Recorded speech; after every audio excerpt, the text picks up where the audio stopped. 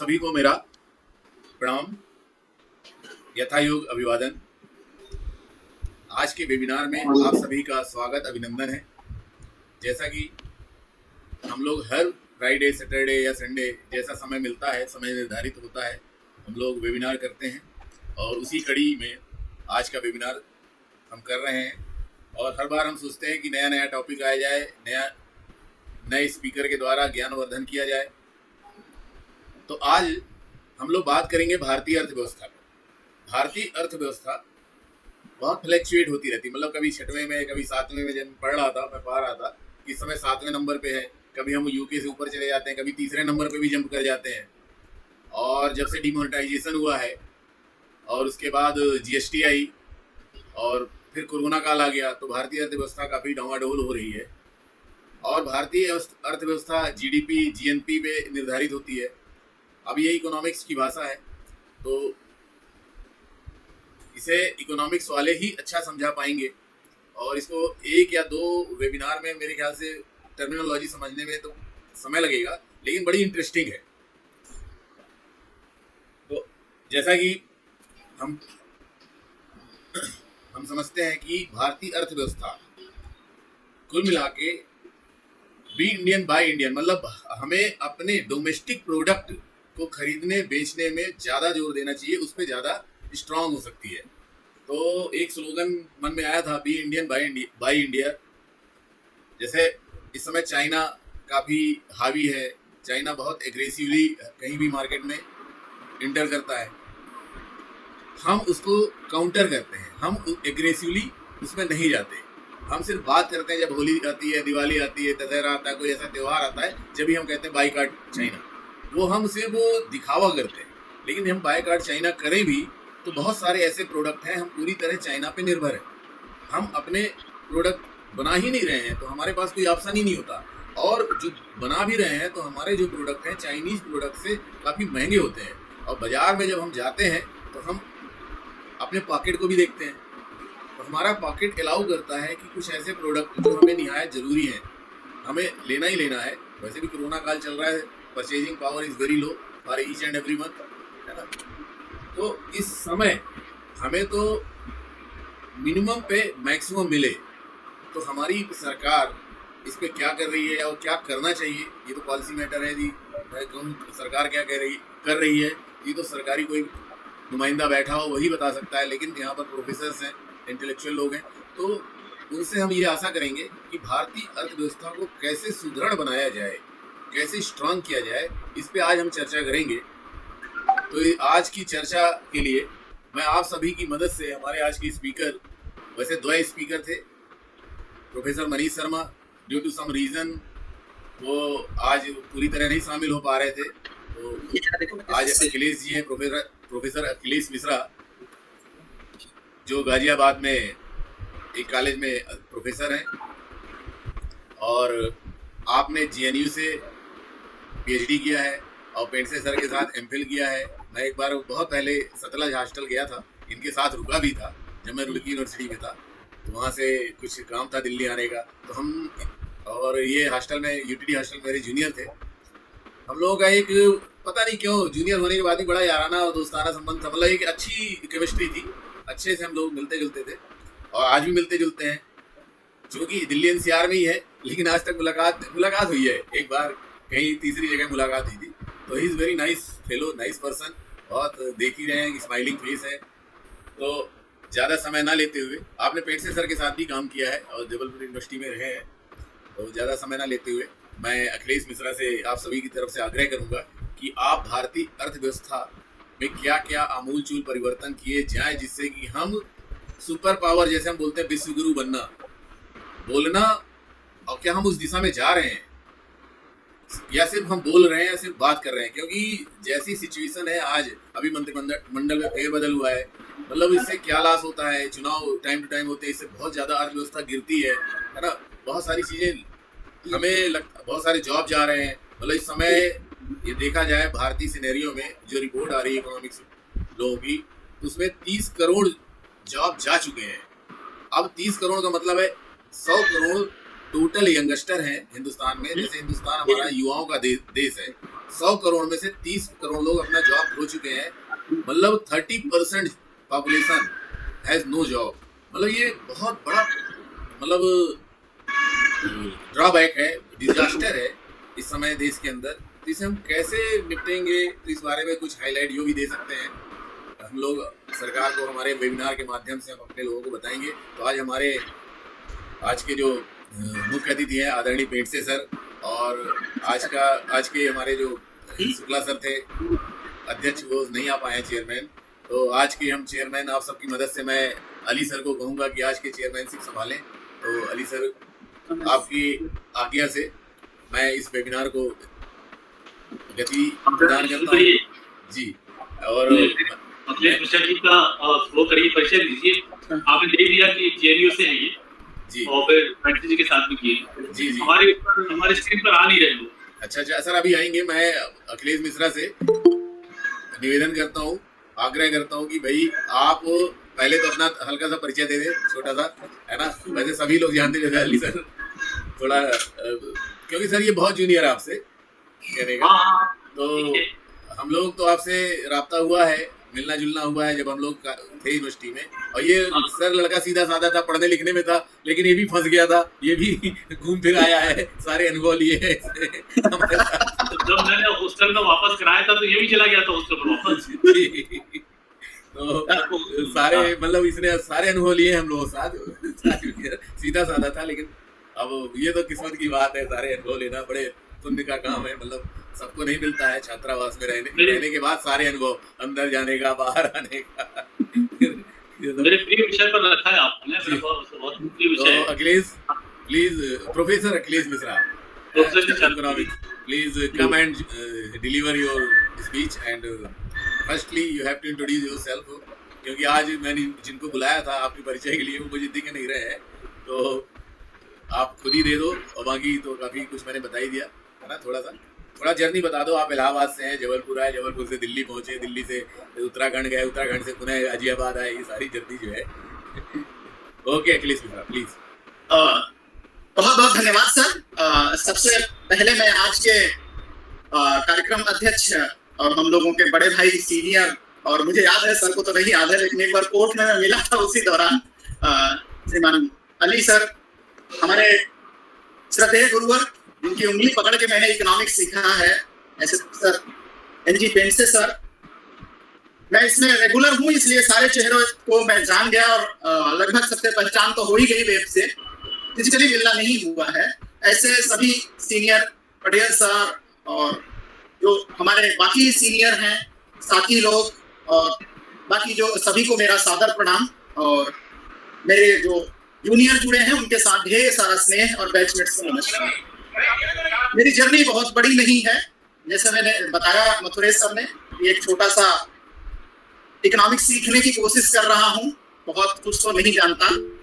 मैंने इलाहाबाद विश्वविद्यालय से ग्रेजुएशन किया था। ग्रेजुएशन के बाद मैं जबलपुर आया 92 में, हॉस्टल में रहा, और सौभाग्य से मथुरेश सर का, पेंडसे सर का बहुत व्यक्तिगत स्नेह रहा, बहुत इंकरेज किया इन्होंने। तो हमने वहाँ से एमए किया 92 to 94, और उसी दौरान बहुत सारी घटनाएं हुई, जिन घटनाओं के लिए अली सर से हम लोगों ने बड़ी मदद ली, और लंबी यात्रा भी हो आई थी उसी दौरान, बिना वजह हो गई थी, लेकिन फिर भी एक अनुभव है लाइफ में, उसने बहुत कुछ जोड़ा। वहाँ के बाद मैंने जेएनयू का एंट्रेंस दिया, और सौभाग्य से बहुत प्रीमियम इंस्टीट्यूट है, इंडिया का टॉप इंस्टीट्यूट जो थियोरेटिकल इकोनॉमिक्स में काम करता है, centre for economic studies and planning, Jawaharlal Nehru university से मैंने एमफिल का एंट्रेंस वहाँ क्लियर किया, एमफिल कम पीएचडी प्रोग्राम में। फिर मैंने वहाँ से एमफिल किया, और उसी के साथ साथ दिल्ली यूनिवर्सिटी में पढ़ाया भी, वेंकटेश्वरा कॉलेज में एग्जैक्टली। तो जो ज्ञान मुझे इलाहाबाद विश्वविद्यालय से, खासतौर से जबलपुर यूनिवर्सिटी से इकोनॉमिक्स डिपार्टमेंट से मिला, उसको मैंने आगे डिलीवर किया, और मेरे बड़ा काम आता, बहुत बड़ी थाती थी, और हॉस्टल की तो थाती थी ही, जिसने मुझे इस लायक या इतना कॉन्फिडेंट बनाया कि कुछ मैं सोच पा रहा हूँ या सोच पाता हूँ।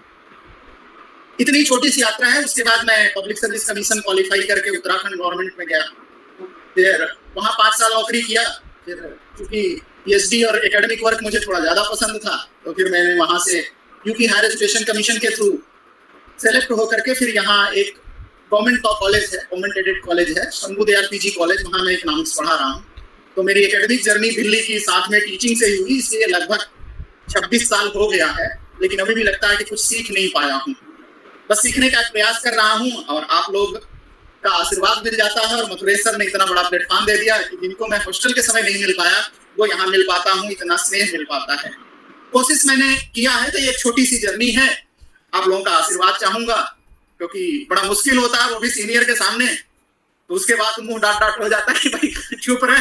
तो ये आप लोगों का पूरा अधिकार होगा कि अगर कहीं कुछ लगे कि ज्यादा बोरिंग है तो उसको मैं स्टॉप करूंगा। क्योंकि इसमें 4 वक्ता थे और मुझे थोड़ा सा बोलना था, तो मथुरेश सर ने कहा नहीं कि आज आपको 1 घंटे बोलना है, तो मैंने कहा सर थोड़ा सा कम करेंगे।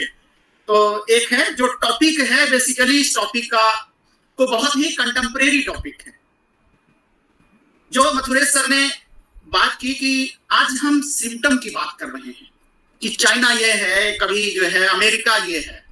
तो डायनामिज्म दुनिया का रूल है, जो ह्यूमन नेचर है उसका ये बेसिक नेचर का ये बेसिक कंटेंट है कि डायनामिज्म है, ऊपर जाना और नीचे आना। ये ओवर द पीरियड होता है, व्यक्ति के साथ होता है, समाज के साथ होता है, राष्ट्र के साथ होता है, राष्ट्रों के समूह के साथ होता है। तो मैं थोड़ा बहुत कुछ चूंकि प्रेजेंटेशन चाह रहा हूं कि दे दूं, शायद सबको मैं विजिबल हूं क्या? या यू आर विजिबल। हेलो, हाँ विजिबल है, विजिबल एंड ऑडिबल। हाँ दोनों। हाँ, तो जो विषय बहुत ही कंटेम्परेरी चुना है कि be Indian and buy Indian. Question होता है कि जब हम एक तरफ वसुधैव कुटुंबकम की बात करते हैं तो हम आज इस कॉन्टेक्स्ट में इस कॉन्सेप्ट पर क्यों आ रहे हैं? हम ग्लोबल इकोनॉमिक पावर रहे दुनिया में, हमारा डंका बजा, और मैं कुछ फैक्ट्स के साथ बात करूंगा थोड़ा बहुत। ये एक रिसर्च हुआ है, भारत विश्व गुरु रहा है, इससे हमेशा हमारा क्लेम रहा, लेकिन दुनिया कभी हमें उस तरह से देखा नहीं, क्योंकि हमको अंडरमाइन करके अपने आप को आगे बढ़ाता रहा। तो एक रिसर्च हुई और वो research OECD, organisation of economic जो डेवलप्ड कंट्रीज है, उन्होंने कहा कि दुनिया का एक ग्रोथ पाथ निकालिए कि दुनिया कैसे विकसित हुई। तो चूंकि उनका इतिहास, भूगोल, संस्कृति सन 1 से शुरू होता है, इस सन 1 में से 2008 तक का एक बहुत ही फेमस स्टैटिस्टिशियन इकोनॉमिस्ट थे, अंगुस मैडिसन। उनको काम दिया गया कि ग्लोबल जीडीपी का जर्नी देखो कि कैसा रहा। तो जैसा सर बोल रहे हैं, जैसा मथुरेश सर ने अभी एक दिया कि आज हम चाइना की बात कर रहे हैं, तो सन 1 में अगर आप देखें तो जो दुनिया का जीडीपी था, और ये हम लोगों के डाटा नहीं है, कोई ऐसा नहीं कि लोग कहते हैं बड़ा नेशनलिस्ट पर्सपेक्टिव से बात हो रही है, ये हमारा डाटा नहीं है, ये OECD ने रिसर्च किया और उस रिसर्च में पाया कि सन 1 में जो दुनिया में जो भारत की दुनिया के जीडीपी में जो भारत का शेयर था वो लगभग 32% था, चाइना ऑलमोस्ट 24% था। तो अगर इंडिया हम देखें तो ये ग्रेटर इंडिया है, बृहत्तर इंडिया है, जिसके अंदर अफगानिस्तान भी है, बांग्लादेश भी है, पाकिस्तान भी है, म्यांमार भी है। तो अगर इसको देखें तो लगभग अगर इनको अगर हम डिस्काउंट करें तो केवल इंडिया 32%, चाइना ऑलमोस्ट 24-25%, तो ये दोनों कंट्री मिला के 56% ऑफ द ग्लोबल जीडीपी इसका था। अगर वेस्टर्न यूरोप, इनका अगर शेयर देखें तो पूरा यूरोप का शेयर लगभग 13-14% था, और जो अमेरिका था, आप देखिए जो नीचे लाइन है एकदम बॉटम है, इट वाज 0.3%। ये दुनिया सन 1 में है। अगर आप 1000, 1200, 1500 BC में जाएं तो चूंकि उनका रिसर्च ही नहीं हुआ, तो हम ग्लोबल इकोनॉमिक पावर सन 1 में भी थे, और ये बड़ी इकोनॉमी है। फिर आप देखिए एक जर्नी, आप देखिए कि कैसे इंडिया ड्यूरिंग जब ब्रिटिशर्स आए तब भी इंडिया का शेयर वाज अबाउट 24%। चाइना पहले हमसे, चाइना की इकोनॉमी सन 1 से लेके 1000 तक गिरी है। उसके बाद अगर चाइना ने रिबाउंड किया है, रिवाइंड करके अपने आप को बढ़ाया है, तो चाइना इंडिया को सरपास कर जाता है 1500 AD में, और लगभग 1600 AD के आसपास जब ईस्ट इंडिया कंपनी आती है तब तक पीक में चाइना पहुंच जाता है। उसके बाद चाइना का जो ओपीएम, जिसको हम लोग कहते हैं कि जो ओपीएम ट्रेड रहा, जैसे ईस्ट इंडिया कंपनी ने कैसे ओपीएम ट्रेड के माध्यम से पूरा सिल्क रूट पे कब्जा किया और कैसे चाइनीज इकोनॉमी को दिया झटका, बावजूद उसके भी 1700 ईस्वी तक भारत और चाइना लगभग 40% थी। अमेरिका 1700 तक कहीं सीन में नहीं था। यूरोप आप देखें कि 1000 ईस्वी के बाद जब यूरोप का रेनेसा होता है, खासतौर से तमाम तरह के जो चेंजेस लाए जाते हैं, डेमोक्रेसी लाया जाता है, तो यूरोप का हिस्सा लगातार ये जो हरी लाइन है, ये आप दिखा रहा है कि बढ़ता जा रहा है। तो आप एक 1870 तक का मोटा मोटा हिसाब देखें तो ग्लोबल जो पावर था, ग्लोबल जो इकोनॉमिक पावर था, it was concentrated in Asia और particularly between India and China. Despite all the shortcomings, despite destructions, तमाम तरह के इंडिया में डिस्ट्रक्शंस हुए, तमाम तरह के हमको पता है कि कई तरह के अटैक भी हुए, लेकिन वो चेंजेस केवल पॉलिटिकल रहे, इकोनॉमिक नहीं हुए। घटा है, चाइना बढ़ा है, उसके बावजूद भी हमारा शेयर 22 से 23% लगभग रहा। उसके बाद आप देखिए कि कैसे ब्रिटिशर्स आए और उन्होंने हमारा कैसे ड्रेन किया, ट्रिलियन बिलियन डॉलर देश का वो लोग यहां से ले गए और इंडिया का शेयर जब ब्रिटिशर्स छोड़ गए, आप देखिए ये 1600 में एक बड़ी घटना होती है जिसमें हम लोग को सभी पता है कि इंडस्ट्रियल रेवोल्यूशन होता है, औद्योगिक क्रांति होती है यूरोप में, और एक मशीनीकरण होता है जिसको फर्स्ट इंडस्ट्रियल रेवोल्यूशन होता है कि इंसान को मशीनें रिप्लेस करती हैं। और उसके पीछे रीजन है, सब लोग जानते हैं कि रीजन रहा कि जेम्स वाट ने स्टीम का इंजन बनाया और उस स्टीम के इंजन के अंदर man power, even the highest power of the antibiotic या कहें कि बायोलॉजिकल पावर, वो हार्स होता था, घोड़े की शक्ति जिसको कहते हैं हार्स पावर।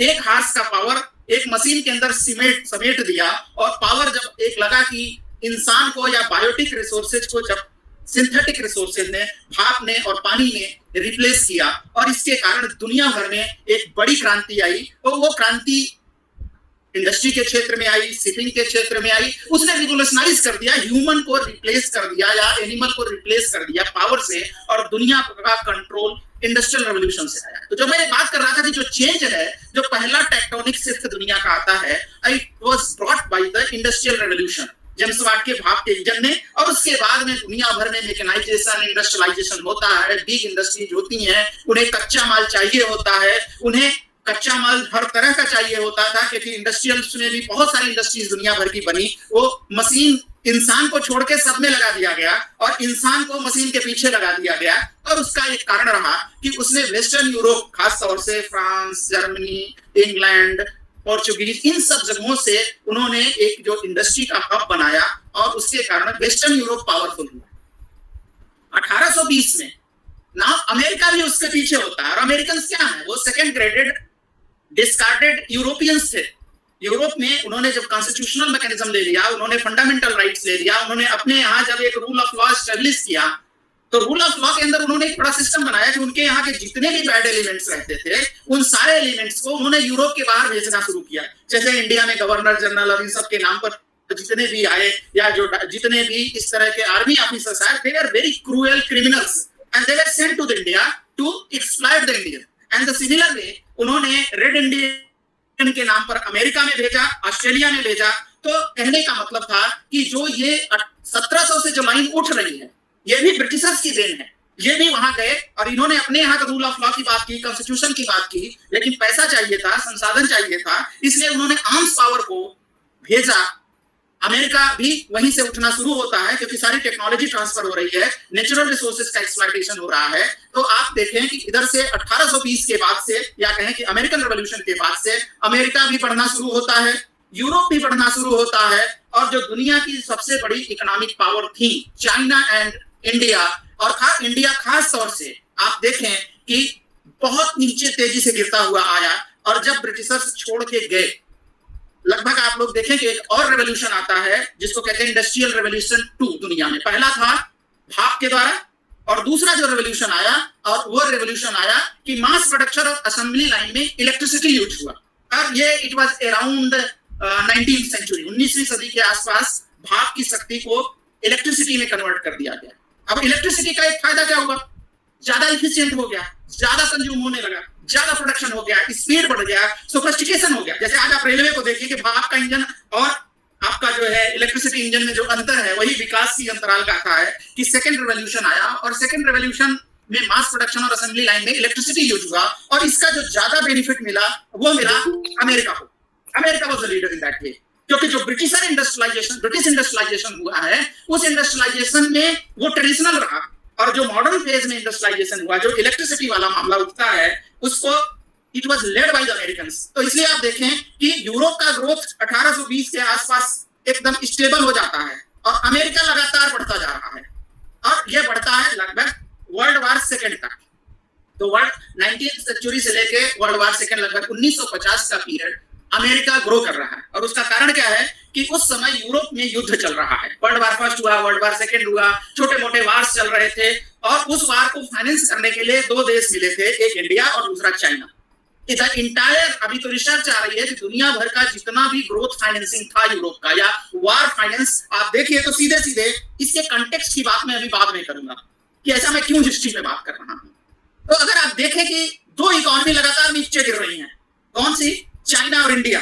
ये दोनों विश्व युद्ध या जितने भी युद्ध लड़े गए या यूरोप की प्रॉस्पेरिटी जो है, ये यूरोप और अमेरिका की प्रॉस्पेरिटी केवल और केवल एशिया से गया। और हालात ये थी कि जब 1950 के आसपास ब्रिटिशर्स गए तो चाइना और इंडिया दोनों का combined share was less than 10%।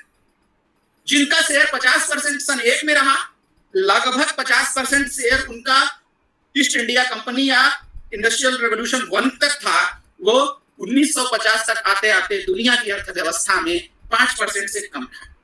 उनका योगदान ही कम हुआ।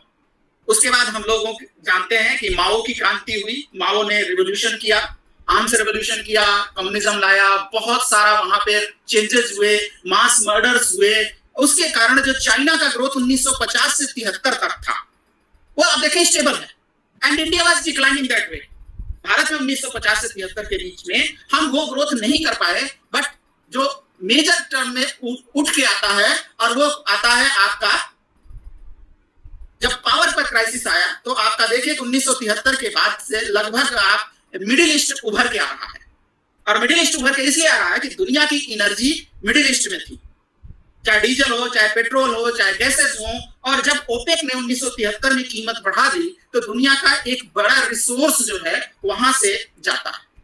फॉर्चुनेटली भारत उस मिडिल ईस्ट के क्राइसिस जो कहें कि रेवोल्यूशन का या बेनिफिशियरी रहा, क्योंकि भारत में जब मिडिल ईस्ट में बहुत पैसा आया पेट्रोल और डीजल से, तो उन्होंने बहुत सारा कंस्ट्रक्शन रिस्ट्रक्चरिंग करना शुरू किया और खासतौर से बिग टिकट कंस्ट्रक्शन प्रोजेक्ट्स हुआ और जिसमें भारतीय बहुत बड़ी संख्या में मिडिल ईस्ट में गए। और उस मिडिल ईस्ट में जाने के कारण आप लोग देखते हैं कि हर गांव से, हर मोहल्ले से, हर तहसील से लगभग एक बड़ी पॉपुलेशन खासतौर से सदर्न इंडिया से और जो है वो वहां गया और वहां से रिसोर्सेज आना शुरू किया।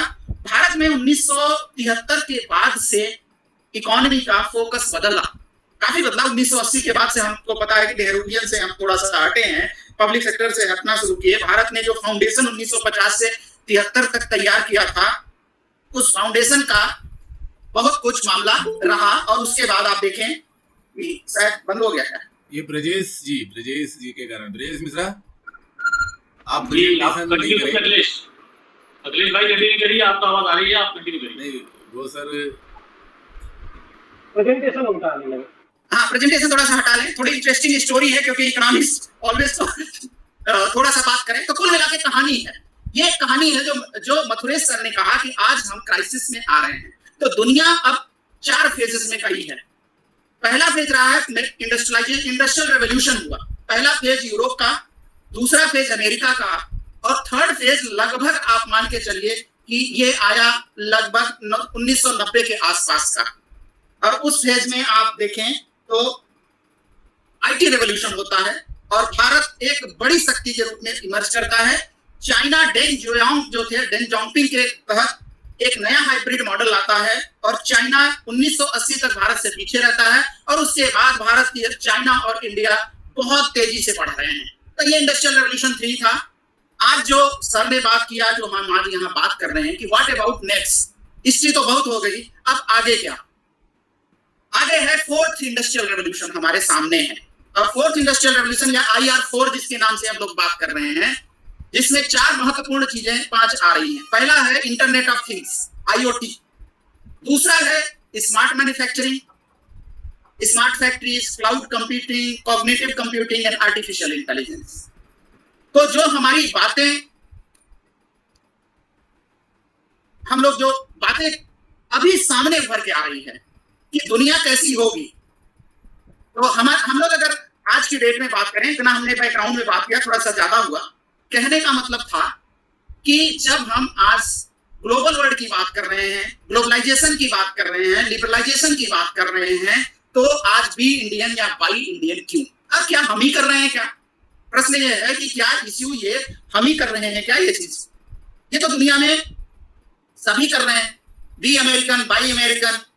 अब बात होने लगी है कि भाई कई कई किताबें जो इंटेलेक्चुअल्स लिख रहे हैं, ग्लोबल डिसकंटेंट दुनिया में फैल रहा है कि वर्ल्ड इज फ्लैट। एक किताब 1990 के आसपास आई थी, थॉमस एल फ्रीडमैन की, बहुत पॉपुलर बुक थी। उन्होंने कहा वर्ल्ड इज फ्लैट। जो टेक्नोलॉजी है या जो IR3 है, जिसमें आपका कंप्यूटर या जो इंटरनेट था, जो कनेक्टिंग था, चाहे आप सैटेलाइट से जुड़िए, चाहे कंप्यूटर से जुड़िए, चाहे इंटरनेट से जुड़िए, तो उन्होंने कहा दुनिया फ्लैट है। अब दुनिया गोल नहीं है, दुनिया का कोई नॉर्थ साउथ पोल नहीं है, दुनिया एकदम फ्लैट हो गई है, लेवलिंग हो गई है। टेक्नोलॉजी ने जो डिफरेंसेस थे वो सब खत्म कर दिया है। एक किताब 1990 के आसपास लिखी गई और ये कहते हैं रीजॉयस, जो दुनिया ने टेक्नोलॉजी के थ्रू कनेक्ट किया, जो फ्लैट वर्ल्ड बनाया था। अब एक किताब अभी बहुत पॉपुलर बुक हुई है और खासतौर से यूरोप में, अमेरिका में अब लोग कह रहे हैं कि ग्लोबलाइजेशन नहीं चाहिए।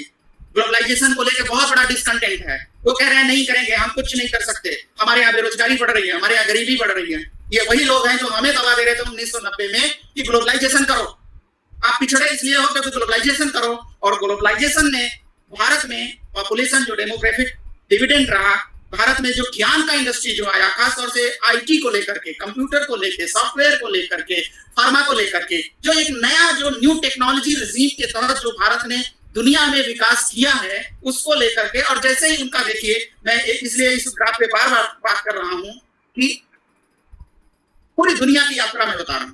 अब वो लोग कह रहे हैं अमेरिका 1973 के बाद से लगातार डिक्लाइन कर रहा है, यूरोप बहुत नीचे जा रहा है, चाइना अमेरिका से को पास कर गया है, ये तो 2008 का डाटा है, अमेरिका को सरपास कर गया, यूरोप को सरपास कर गया। तो अब जब ये इन्होंने सोचा था कि हम पहला, जैसे हमने पहले इंडस्ट्रियल रेवोल्यूशन के अंदर किया था कि हम दुनिया के संसाधनों पे कब्जा करेंगे, दुनिया के ब्रेन पे कब्जा करेंगे, नाउ जो टर्न हो गया है दुनिया का, जो पूरा का पूरा मामला है वो टर्न हो गया है। Now they are opposing globalisation, we don't know. और इससे एक किताब बहुत अच्छी है, कोई अगर पढ़ेंगे, कि मिस्टर ओ सुलियन की बुक है the levelling, what next after globalisation means. They are saying globalisation is over, no more globalisation, we are not in a globalised world, now we are in a conservative world, the world is much more closer, the world is much more conservative than what it was even in the 17th century। और उसका कारण है, और जैसे ही आपका अभी आया है कोरोना, उस कोरोना के कारण अब दुनिया लगभग एक अपने अलग अलग आइलैंड्स बन गए। अब तो स्टेट दूसरे स्टेट को नहीं आने दे रहा है, देशों की तो बात छोड़िए। ये चीज 17वीं सदी में नहीं थी जो आज है। तो जब दुनिया का परिदृश्य बदला है, हम 1990 से ग्लोबलाइज वर्ल्ड में रह रहे थे और अब ग्लोबलाइजेशन ही बदल रहा है, तो गेम ही चेंज हो गया है, रूल ऑफ गेम चेंज हो गया है। तो क्या करें हम? एक दुनिया, जब हम नेहरूवियन युग में 1950 में हमने स्वतंत्र हुए, हमने हमारा पब्लिक सेक्टर होगा, हम जो है इंपोर्ट सब्स्टिट्यूशन करेंगे, हम खुद करेंगे, हमने इंस्टीट्यूशंस तैयार किया, उस इंस्टीट्यूशन का बेनिफिट लेके हमने IR3 का फायदा लिया। और फायदा लेने के बाद अब जब हम उस पर डिपेंडेंट हो गए हैं, तो दुनिया कह रही है रास्ते बंद हैं। अब भारत जैसे देश क्या करें? 135 करोड़ जनसंख्या का देश, जिसका पूरा मॉडल ही अगर आपका फाउंडेशन इस पे बना हो, और अगर आपका फाउंडेशन ही उखड़ जाए तो आप कहां जाओगे? तो जो सर कह रहे हैं, जो मथुरेश सर ने क्वेश्चन उठाया, the question is very pertinent, लेकिन प्रॉब्लम है कि दुनिया का rule of game he change हो गया। और कोरोना तक के पहले ये चेंज हो रहा था, अब कोरोना के बाद तो इसकी हालत और खराब हो गई। अब उसके बाद क्या?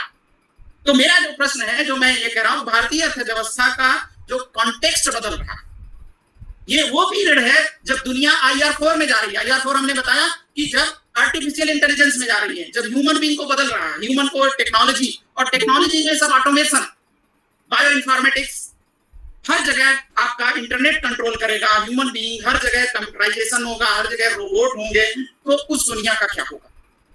ठीक है, वो उनके लिए ठीक है जहां जनसंख्या कम हो रही है। तो हमारी समस्या दिवाली दशहरा से ज्यादा बड़ी है। मैं डरा नहीं रहा हूं, लेकिन अब गेम तो आप बदल नहीं सकते, टेक्नोलॉजी नहीं बदल सकते, आपको आगे जाना है। तो क्या IR4 को हम फैक्टराइज कर सकते हैं? अगर हमने IR4 को कैपिटलाइज किया, अब 4 जगह हमारे जगह बन रहे हैं। पहला है IoT, internet of things, everything, people to thing and thing to thing, everything to be connected through. आज हम क्लास ले रहे हैं, आज हम बातें कर रहे हैं, किसके माध्यम से? कोई इंटरफेस नहीं है, हर चीज कंप्यूटर से जुड़ जाएगा। हम ऑर्डर करेंगे, आज हमारे पास एलिसा से हम कहते हैं कि Alexa switch on fan and Alexa will do what, हमें नहीं जाना पड़ेगा। तो जब ये दुनिया आएगी, जब IoT की दुनिया 10 साल बाद आएगी, तो हम क्या तैयार हैं क्या? पहला क्वेश्चन। दूसरा, साइबर फिजिकल होगा, CPS होगा, हर चीज ऑटोमेशन होगा। मशीन आपकी, वॉशिंग मशीन आपको करना नहीं है, आप टाइमर सेट कर देंगे।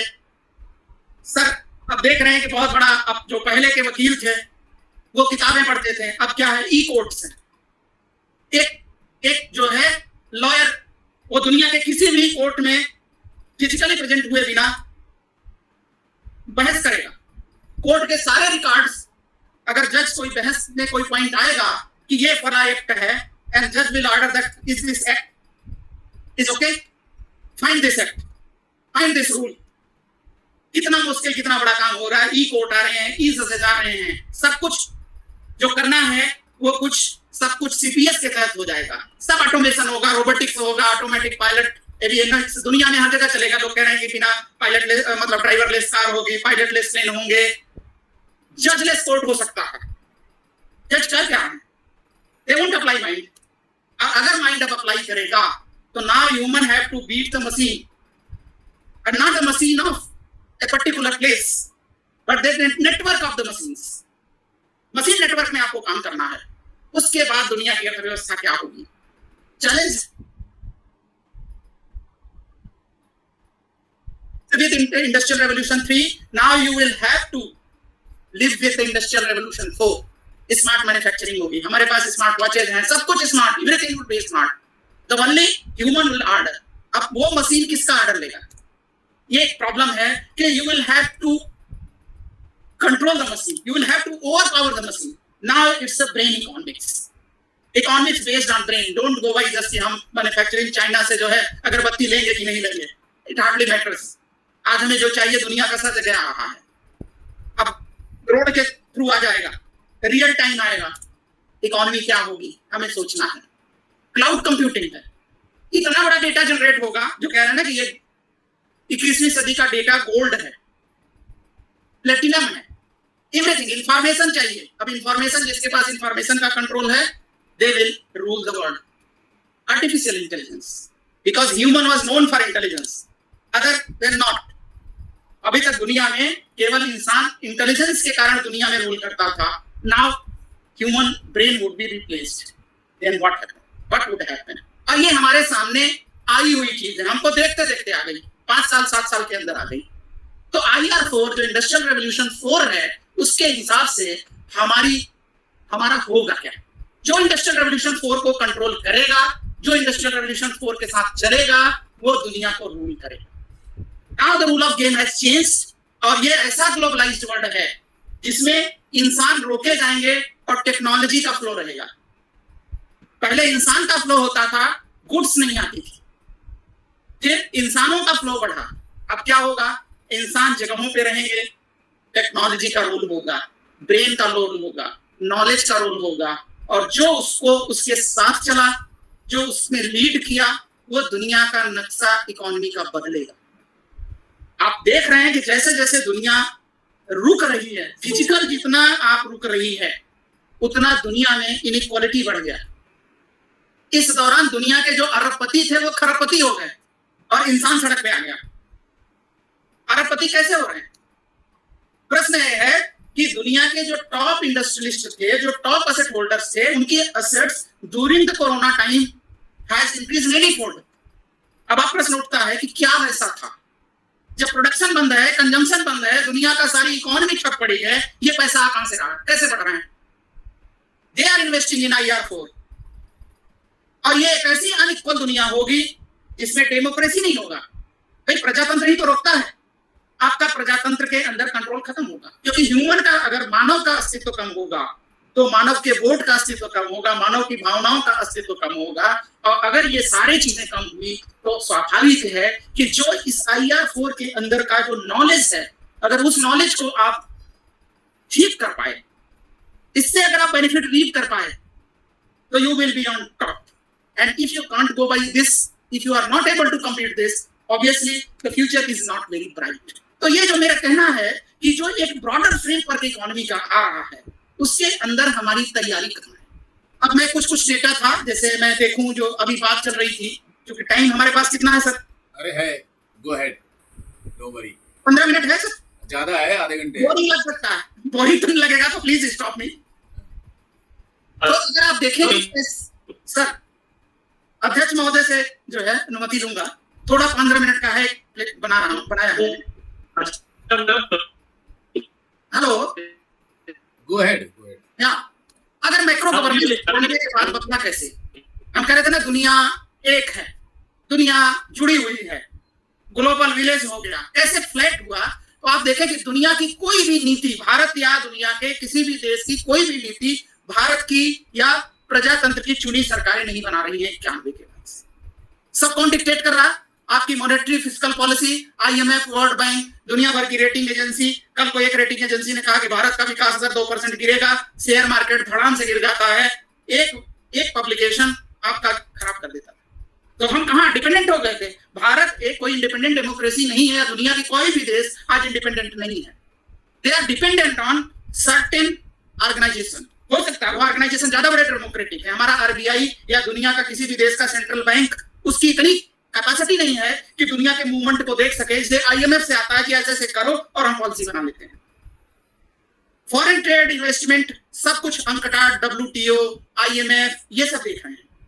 सोशल पॉलिसीज भी आज हमारी, हम कहते हैं ना ILO स्टैंडर्ड है क्या, यूनिडो स्टैंडर्ड है क्या, इंटरनेशनल कोर्ट ऑफ जस्टिस के अंदर आ रहा है कि नहीं आ रहा है, मिलेनियम डेवलपमेंट गोल के तहत आप आ रहे हैं कि नहीं आ रहे हैं, इतने % गरीब कम करना है, इतने % को शिक्षा देना है, इतने % को रोजगार देखना है, इतने % लोगों को। आज क्या है, जो दुनिया भर का जो मॉडल है वो सब कुछ आउटसोर्स हो गया और एक बैलेंस बाहर बन गया, और इस बैलेंस को, ये बैलेंस ये बिगड़ गया कोरोना के समय।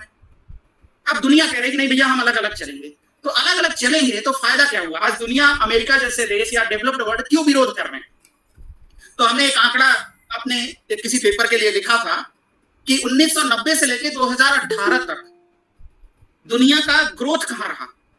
तो जो कभी अमेरिका 1 नंबर पे था वो खिसक के 2 पे आ गया, जो चाइना 1990 में 5वें नंबर पे था वो 1 पे चला गया, इंडिया जो 7वें नंबर पर है, जो इंडिया जो 6ठे नंबर था वो 3रे नंबर पे चला गया। तो ये जो लाइन हरी वाली ऊपर दिख रही है, they were the beneficiary of the globalisation, और जो लाइन नीचे दिख रही है वो सब क्या है? They are the loser. तो दुनिया का टर्म बदल गया है, दुनिया की व्यवस्था बदल गई है। और आप देखें इधर चीन की ग्रोथ रेट, इंडिया की ग्रोथ रेट, तो ये एक नया टर्म आया है। चाइना ने 1980 के बाद से डबल डिजिट ग्रोथ किया, हम आज तक पहुंच नहीं पाए हैं। दुनिया का इन्वेस्टमेंट उसके यहां जा रहा है। 2009 के बाद उसको भी झटका लगा है, हमें भी लगा है, लेकिन अब जो टर्म आ रहा है कि पोस्ट को, इसीलिए आप देखें कि दुनिया में चाइना ने ये क्रिएटेड है, क्योंकि चाइना को 2009 के बाद जो झटका लगा था, जो उसकी इकोनॉमिक ग्रोथ 10.6% से घट के आ गई थी लगभग, मतलब 2009 से 18 के बीच में 7.9%, और इसमें इंडिया एक ऐसा कंट्री थी 6% से बढ़ के 7.1 हो गया। ये जो इंडिया चाइना का टसल है और जिस तरह से उसने वायरस के माध्यम से क्रिएट किया है, एक बड़ी समस्या है। कुछ चीजें हैं। अब हमारी समस्या क्या है?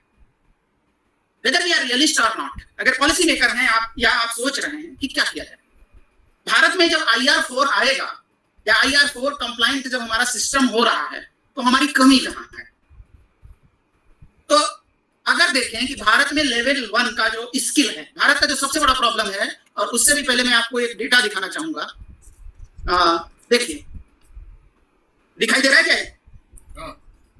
अब आप देखें कि जो स्किल डेफिसिट है, भारत जनसंख्या बहुत है, 132 करोड़ देशवासी जब हमारे सामने कहा जाता है, लेकिन जो स्किल भारत में जो स्किल लेवल है वो 4.6% है।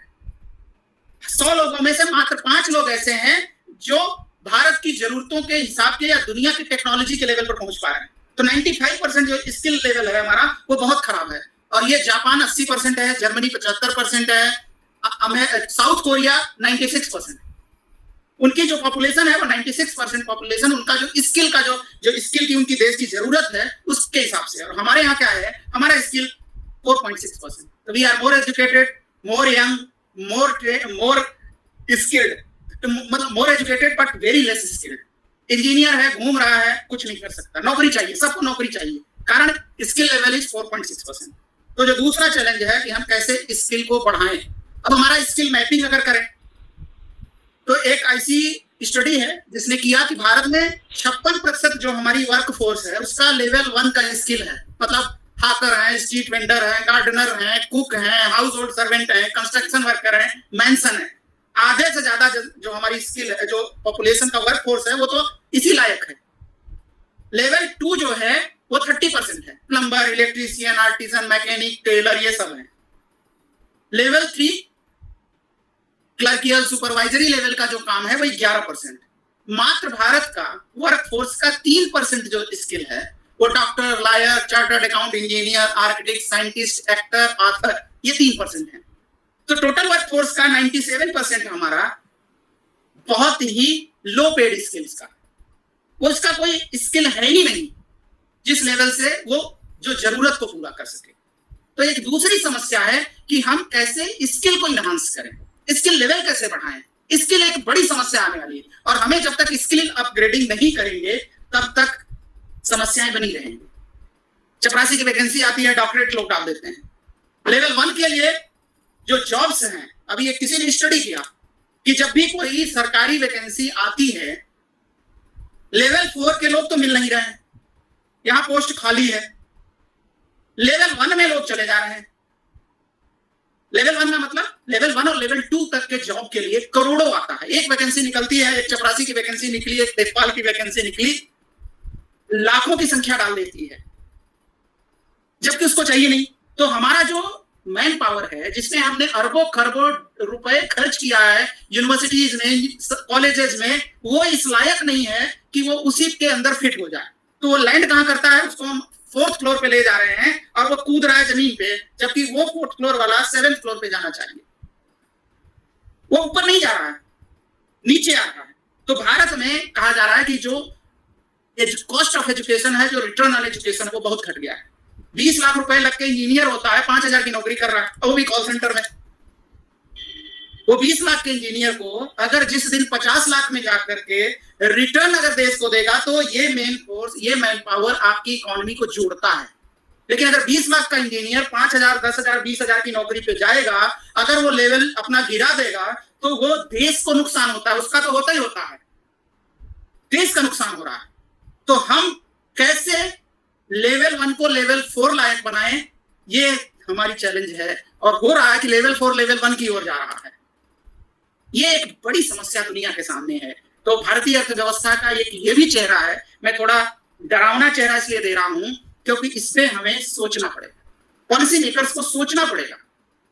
ये कोई छोटी छोटी चीजें नहीं है। आज इंजीनियर अगर क्लर्क बनेगा तो इंजीनियरिंग का तो नुकसान हुआ ही, क्लर्क का भी नुकसान करेगा, because he is not trend for that, और उसका रिटर्न नहीं होगा। जो आदमी 20 लाख पढ़ के आया है और जो 1 लाख रुपए पढ़ के जाएगा, तो उसकी एक्सपेक्टेशन अलग अलग होगी। 20 लाख वाले को तो एनुअल 12-13 लाख रुपए चाहिए, या कम से कम 5 लाख की तो नौकरी चाहिए, और वो काम कर रहा है 2 लाख का, तो वो क्या करेगा? You think would they motivate society? No. पहले लोग इंजीनियर बनाए, अब घर वाले कहते हैं भैया इंजीनियर नहीं बनाएंगे, इससे तो बढ़िया तो पान की दुकान खोल लेता। तो 3 लाख लगाएगा तो 15,000 कमाएगा। 20 लाख लगाया हूं, 5,000 की नौकरी है, शादी ब्याह के लिए मेट्रोज में बैठा पड़ा है कि शादी इसका हो जाए, घर वाले खर्चा दे रहे हैं, और उसके बाद क्या होगा? तो it means the macro perspective हमें सोचना है। समस्या ये है, यहाँ पे रिसर्चेज होनी चाहिए, यहाँ पे डिस्कशन होना चाहिए, यहाँ पे ग्रेजुएट लायक है। ग्रेजुएट प्राइमरी का काम नहीं करेगा। किसी भी देश में अगर ऐसा होगा, बैकवर्ड बिल्डिंग होगा, तो उस देश का विकास बहुत मुश्किल से होगा। हमें सोचना पड़ेगा कि हमें कितने, अगर एक वकील तैयार हो रहा है तो वो क्या, या एक डॉक्टर तैयार हो रहा है, एक प्रोफेसर तैयार हो रहा है, तो वेदर उसकी जो डिग्री है और जो स्किल है वो मैच कर रहा है कि नहीं कर रहा। अगर ये दोनों में डिफरेंस आएगा तो समस्या, देश के सामने फ्रस्ट्रेशन होता है, यूथ फ्रस्ट्रेट होगा। अगर जिस देश का यूथ फ्रस्ट्रेट हुआ, जिस देश का इंटेलेक्चुअल फ्रस्ट्रेट हुआ, वो समाज को एक पेसिमिज्म की ओर ले जाएगा। इसलिए देश के प्रधानमंत्री, देश के सारे लोगों ने कोशिश किया है, लेकिन वो भी क्या है, स्किल डेवलपमेंट के नाम पर स्किल डेवलपमेंट क्या करा रहे हैं, 4 डिब्बे रख के सिखा रहे हैं, कौन सा स्किल बढ़ेगा। तो जब तक जो कम्युनिकेटर है उसकी कम्युनिकेशन अच्छी नहीं होगी, जो नॉलेज बेस है अगर वो नॉलेज को प्रोडक्ट में कन्वर्ट नहीं करेगा, तो IoT 4 में और ज्यादा बुरे हालात से जा सकता है। तो हमारे सामने चैलेंज है कि स्किल अपग्रेडेशन, स्किल के साथ जॉब क्रिएशन, और जॉब क्रिएशन के पास बात सोसाइटी को पॉजिटिवली मोटिवेट जब तक हम नहीं करेंगे, तब तक अर्थव्यवस्था की जो हम एक्सपेक्टेशन रखते हैं वो कभी हम उस हालात में नहीं पहुंचेंगे। पॉलिसी मेकर्स को ये सूट करता है कि गरीब कल्याण निधि या हर राज्य सरकार, उसमें राजनीतिक मामला नहीं है। मैं इसलिए कह रहे हैं कि जब ये प्रॉब्लम्स आती हैं तो ये अपने आप में एग्रीवेट हो रही हैं। प्रॉब्लम कहाँ है ये समझ में नहीं आ रहा है, उत्तर हम ढूंढे जा रहे हैं। तो जो स्किल डेफिसिट है उसको हमें पूरा करना चाहिए। भारत सरकार ने बहुत सारे काम किया है। आप सोचिए, अभी एक स्टडी आई है, 2014 की स्टडी है, अभी मैं निकाल के देख रहा था कि जापान जैसे देश में 81% जो स्किल का शॉर्टेज है, उनका समझ में आता है। एजिंग पॉपुलेशन है, पॉपुलेशन नहीं बढ़ रही है, उनका तो समझ में आ रहा है। भारत में भी 64% स्किल शॉर्टेज है। सोचिए, दुनिया में जो दूसरा नंबर का देश है वो स्किल शॉर्टेज, जो इंडिया, हमारा स्किल शॉर्टेज 64% है। हम अगर स्किल शॉर्टेज बढ़ा दें, स्किल को हम अपग्रेड कर दें, स्किल को हम बेहतर कर दें, तो हम दुनिया की किसी भी इकोनॉमी को, दुनिया के किसी भी ब्लॉक को हम उससे आगे जा सकते हैं। लेकिन समस्या यह है कि इसको कैसे ठीक किया जाए, कैसे हम इंस्टीट्यूशनल रिफॉर्म लाएं, एजुकेशन का रिफॉर्म लाएं, जो नेक्सस है। अब आप समझ सकते हैं कि भारत की अर्थव्यवस्था के लिए क्या क्या समस्याएं हैं। स्किल मैप करो, किन सेक्टर के लायक क्यों खोल रहे हो कॉलेज भाई, क्यों खोल रहे हो इंजीनियरिंग कॉलेज, देखो ना डिमांड है कि नहीं है, किस तरह का इंजीनियर चाहिए हमें। IITs में अब सीट्स खाली जा रही है, सब बच्चा कंप्यूटर के पीछे भाग रहा है, कंप्यूटर चाहिए, तो बाकी इंजीनियरिंग का क्या होगा, क्योंकि हमारे यहाँ कनेक्टर नहीं है। हमारे यहाँ जो BE इलेक्ट्रिकल है वो BE इलेक्ट्रिकल केवल इलेक्ट्रिकल में ही रहेगा। तो हमें मल्टी डिसिप्लिनरी, ट्रांसडिसिप्लिनरी चीजों को बढ़ाना पड़ेगा। उसके लिए को लेकर अच्छा हुआ है कि अभी सरकार ने नई न्यू एजुकेशन पॉलिसी लाई है। New education policy broader framework में लाई है, जिसके अंदर बहुत सारी स्किल पर फोकस है, लेकिन कितना लागू होगा, सरकार का इंटेंट भी ठीक है, लेकिन कितना लागू कर पाएंगे। अगर हमने वैसे ही 15-20 साल लेट है, और अगर इसको हमने 10-5 साल ईमानदारी से लागू नहीं किया, तो आज जो डेमोग्राफिक डिविडेंड है वो डिजास्टर हो जाएगा। क्यों? आने वाले 20 साल में हमारी स्थिति ऐसी होगी कि हमें बूढ़ों को पालना पड़ेगा। जो आज 40s में है, कल वो 60s में होगा। आज जो 40s में जनसंख्या है हमारी, वो पता चलेगा कि 60s में पहुंच जाएगी 20 साल बाद। तो कमाने वाले लोग कम होंगे, खाने वाले लोग ज्यादा होंगे, और कम कमाई से उन्हें कैसे खिलाया जाएगा, एक चुनौती ये है। दुनिया बदल रही है टेक्नोलॉजी के क्षेत्र में। IR4 आना है, IR4 के दरवाजे पर है, क्या वो घुस गया है, उसके तहत हम क्या कर पाएंगे। तो भारतीय अर्थव्यवस्था का ये चेहरा, मैंने सोचा मैं बहुत सारे फैक्ट्स पे बात नहीं करूंगा, मैं कोशिश करूंगा कि बातें उन चीजों पे हों जो एक ब्रॉडर पर्सपेक्टिव है। तो इतनी चीजें मैं रखना चाह रहा था, थोड़ा लेक्चर लंबा हो गया, क्षमा चाहूंगा, और कुछ इस पे डिस्कशन होगा। हमारे गुरुदेव हैं पिंडसे सर के साथ मैं ये बातें कर रहा हूँ, छोटे मुंह बड़ी बात वाली बात है, जिनसे मैंने उंगली पकड़ के सीखा है। उनके सामने कितना मैं प्रेजेंट कर पाया ये तो सर ही बताएंगे। बाकी आप लोग इसमें इंटरेस्ट लिए धैर्य से सुने, आप सभी का बहुत बहुत धन्यवाद। और कुछ ज्यादा अगर बोर हो गए होंगे हॉस्टल के डेज में कि दिमाग खा रहा है या ज्यादा चक्कर लग रही होगी, तो वो मेरा है, उसके लिए क्षमा करेंगे। बहुत बहुत धन्यवाद, बहुत बहुत प्रणाम सबको। Thank you Akhilesh, it was really very nice lecture and nice information. जैसे मैं देख पा रहा हूँ बहुत से लोगों ने चैट बॉक्स में लिखा भी है कि वेरी गुड इंफॉर्मेशन एक्सेट्रा। और देखा जाए तो भारतीय अर्थव्यवस्था वाकई में मतलब बड़ी मिस्टीरियस है। मतलब समझ नहीं आ रहा सरकार की पॉलिसी इसे आगे ले जाने में है या सिर्फ बात करने में है। क्योंकि जैसे मोदी जी ने कहा, हमारे यशस्वी प्रधानमंत्री, कि हम इसे 5 ट्रिलियन में ले जाएंगे, 5 ट्रिलियन की इकोनॉमी बनाएंगे। अभी है 3 ट्रिलियन, अब वो कैसे ले जाएंगे, क्या पॉलिसी है? जैसे आपने बताया अभी 95% से ज्यादा जो यूथ है यूजलेस है, और उसको कैसे हम आगे, और ये अचानक तो हुआ नहीं, ये पहले से रहा होगा। मतलब 2014 में एक बार हमें याद है कि हम लोग एक वेबिनार मतलब सेमिनार में थे, आपस में डिस्कस कर रहे थे। उस समय मतलब सिनेरियो दूसरा था, मोदी जी को आना था उस समय कि मोदी जी के सामने क्या क्या चैलेंजेस रहेंगे, इस पर थिंक टैंक अपना थॉट कर रहे थे, थॉट दे रहे थे कि 50 मिलियन के अराउंड यूथ में 45 मिलियन यूथ किसानी भी नहीं कर सकता, तो उनके लिए कैसे किया जाएगा। लेकिन अब 7 साल हो गए, गवर्नमेंट बात कर रही है, और उसके पहले कि हम इतना ज़्यादा अवेयर नहीं थे, मान लो हमारी जो जनरेशन है अवेयर थी या उसमें कंट्रीब्यूट नहीं कर पा रही थी। लेकिन अब जो है हमारे जेहन में ये सवाल आते हैं कि हम लोग अपने बाद, हमारी तो कट गई, हमारे बाद जो नई कमिंग जनरेशन है, जैसे इस बार एग्जाम नहीं हुआ, कोरोना काल है, डिमोनेटाइजेशन हुआ, जीएसटी आई तो समझाया भी नहीं गया, जीएसटी क्या है, जीएसटी क्या है, एसजीएसटी क्या है, मतलब इतना ज़्यादा हुआ लगता है, जबकि जीएसटी मेरे ख्याल से बड़ी सिंपल चीज़ है यदि इकोनॉमिक्स वालों से पूछो। लेकिन जो एक जनरल जिसे इम्प्लीमेंट करना है, जिसे फॉलो करना है, उसके लिए बड़ी जटिल है। तो हमारी जो इम्प्लीमेंटेशन, जैसे अभी आपने करी नेशनल एजुकेशन पॉलिसी 2020, हमने इंट्रोड्यूस तो कर दी, बता दिया, इसका कोई रोड मैप नहीं है इम्प्लीमेंटेशन का, अब इसमें कोई चर्चा ही नहीं होती, इसमें कैसे इसको फॉलो किया जाएगा। अभी आप प्राइवेट स्कूल वालों से पूछो तो वो, या जो गांव में स्कूल हैं उनसे पूछो तो उनको समझ ही नहीं आ रहा कि हाँ अभी जो पढ़ाने के लिए टीचर नहीं है, तो कैसे, मतलब बड़ा सोच के भारतीय अर्थव्यवस्था के बारे में जब हम सोचते हैं तो बड़ा एकदम अचानक रोए खड़े हो जाते हैं। मतलब यदि आप सीरियसली देखें तो कब कभी छूटती है कि और हमारी सरकार क्या करेगी। आज भी हमारे यहाँ जो दिल्ली एनसीआर जैसी जगह में हम पानी नहीं पहुंचा पा रहे, बहुत सारी चीज़ है, मतलब हम बातें इतनी ज़्यादा करते हैं, मतलब इम्प्लीमेंटेशन नहीं है। पॉलिसीज खूब बना दिया, अब वो जैसा आपने बताया पॉलिसी हम नहीं बना रहे हैं, हमसे बनवाई जा रही है। IMF है, वर्ल्ड बैंक है, WTO है, दे आर मतलब enforcing us to make do this, मतलब हमारा अब इंडिपेंडेंसी रह नहीं गई। तो ये ऐसा क्यों हुआ? एक दिन में तो हुआ नहीं, कहाँ सरकार की फिर, अब कैसे चेंज किया जाए, इसमें हम लोग बात कर रहे हैं। तो आपके इतने अच्छे लेक्चर के लिए तो आप पहले सबसे पहले हम सबकी तरफ से बहुत बहुत आभार, बहुत बहुत धन्यवाद, और सब लोग हम सब करें अखिलेश के लिए। ये really is very nice, it was very nice. तो और किसी के पास कोई जेहन में सवाल हो या कोई कुछ ऐसा पूछना चाह रहा है तो प्लीज। वेलकम, बिकॉज़ मैंने ये आइडिया थोड़ा सा इसको लिया कि एक ऐसा फोरम है जिसमें हम लोग पहले भी डिस्कस करते थे हॉस्टल में, प्लीज कोई क्वेश्चन हो, डिस्कशन हो, कोई सजेशन है तो मैं इस पेपर में जरूर इनकॉर्पोरेट करना चाहूंगा। लेसन भी मैंने कुछ अर्थशास्त्र सीखा था,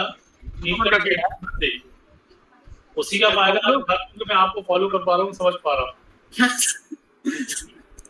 हॉस्टल तो वही ऐसा ही डिस्कशन ये था आज का, बड़ा अच्छा लगा, बड़ी अच्छी बात की। मुझे आपकी बात से कुछ ऐसा लग रहा है कि जो नेहरूवियन कॉन्सेप्ट था पहले मिक्स्ड इकोनॉमी वाला, पब्लिक सेक्टर्स खड़े करो, क्योंकि अब ग्लोबलाइजेशन के खिलाफ डिस्कंटेंट है, तो हमको फिर वापस उसी पॉलिसी पर जाना चाहिए। क्योंकि पूरी दुनिया जब यूरोप जा रहा है, अमेरिका वही जा रहा है, तो हमको भी जाना पड़ेगा। प्लस हमको अपने जो आर्टिफिशियल इंटेलिजेंस के प्रोडक्ट्स है उस लाइन पर हमको अपनी देश की तैयारी करना पड़ेगी। कुछ आपकी बात से भी कैसा लगा या तो फिर अब ये जो हमारी गवर्नमेंट की नीतियां है, प्राइवेटाइजेशन, पब्लिक सेक्टर्स को खत्म करना, ये फिर गलत हो जाएंगी पूरी। सर इसमें वो मेरा एक प्रश्न ये है कि इस कॉन्टेक्स्ट में vocal for local, I am sorry कुछ डिस्टर्बेंस आ गया, मेरी आवाज आ रही है ना? जी सर, आ रही है sir, you are audible. Hello ji sir, audible है, बोलिए। मथुरेश भाई मेरी आवाज आ रही है क्या? जी आ रही है सर, सर आ रही है सर, बोले। आ रही है। हेलो, हाँ सर, आ रही है आपकी आवाज।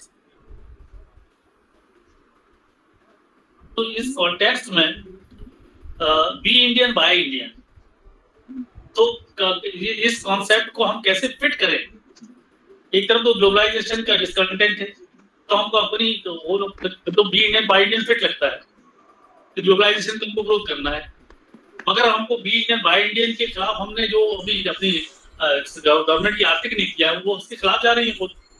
वो खुद अपना जो बी इंडियन जो सेक्टर्स खड़े किए गए थे उनको खत्म कर रहे हैं। तो हम अपना सेक्टर्स खत्म करके अपना प्रोडक्ट कहाँ से लाएंगे? हमारी जो आज सबसे बड़ा कंज्यूमर मार्केट तो इंडिया ही है, हम अपने कंज्यूमर मार्केट के लिए प्रोडक्ट तैयार नहीं कर पाएंगे, हमको अपने प्रोडक्ट के लिए विदेशों पर ही डिपेंड करना पड़ेगा, तो वो ग्लोबलाइजेशन के जो डिसकंटेंट है उसका हमको कोई फायदा नहीं मिल पाएगा। ये इसको कुछ समझ में नहीं आ रहा मेरे कि ये कैसे। इसमें मेरा एक ये था कि हम क्या नेहरूविया में जाएंगे तो कभी भी दुनिया का कोई भी समाज पीछे तो नहीं जाता और अब जा भी नहीं सकता। मैंने कहा कि अगर आप एक क्लर्क रख देंगे इंजीनियर तो वो कभी अब होने नहीं देगा। जो मेजर चिंता यह है कि पोस्ट ग्लोबल वर्ल्ड क्या होगा।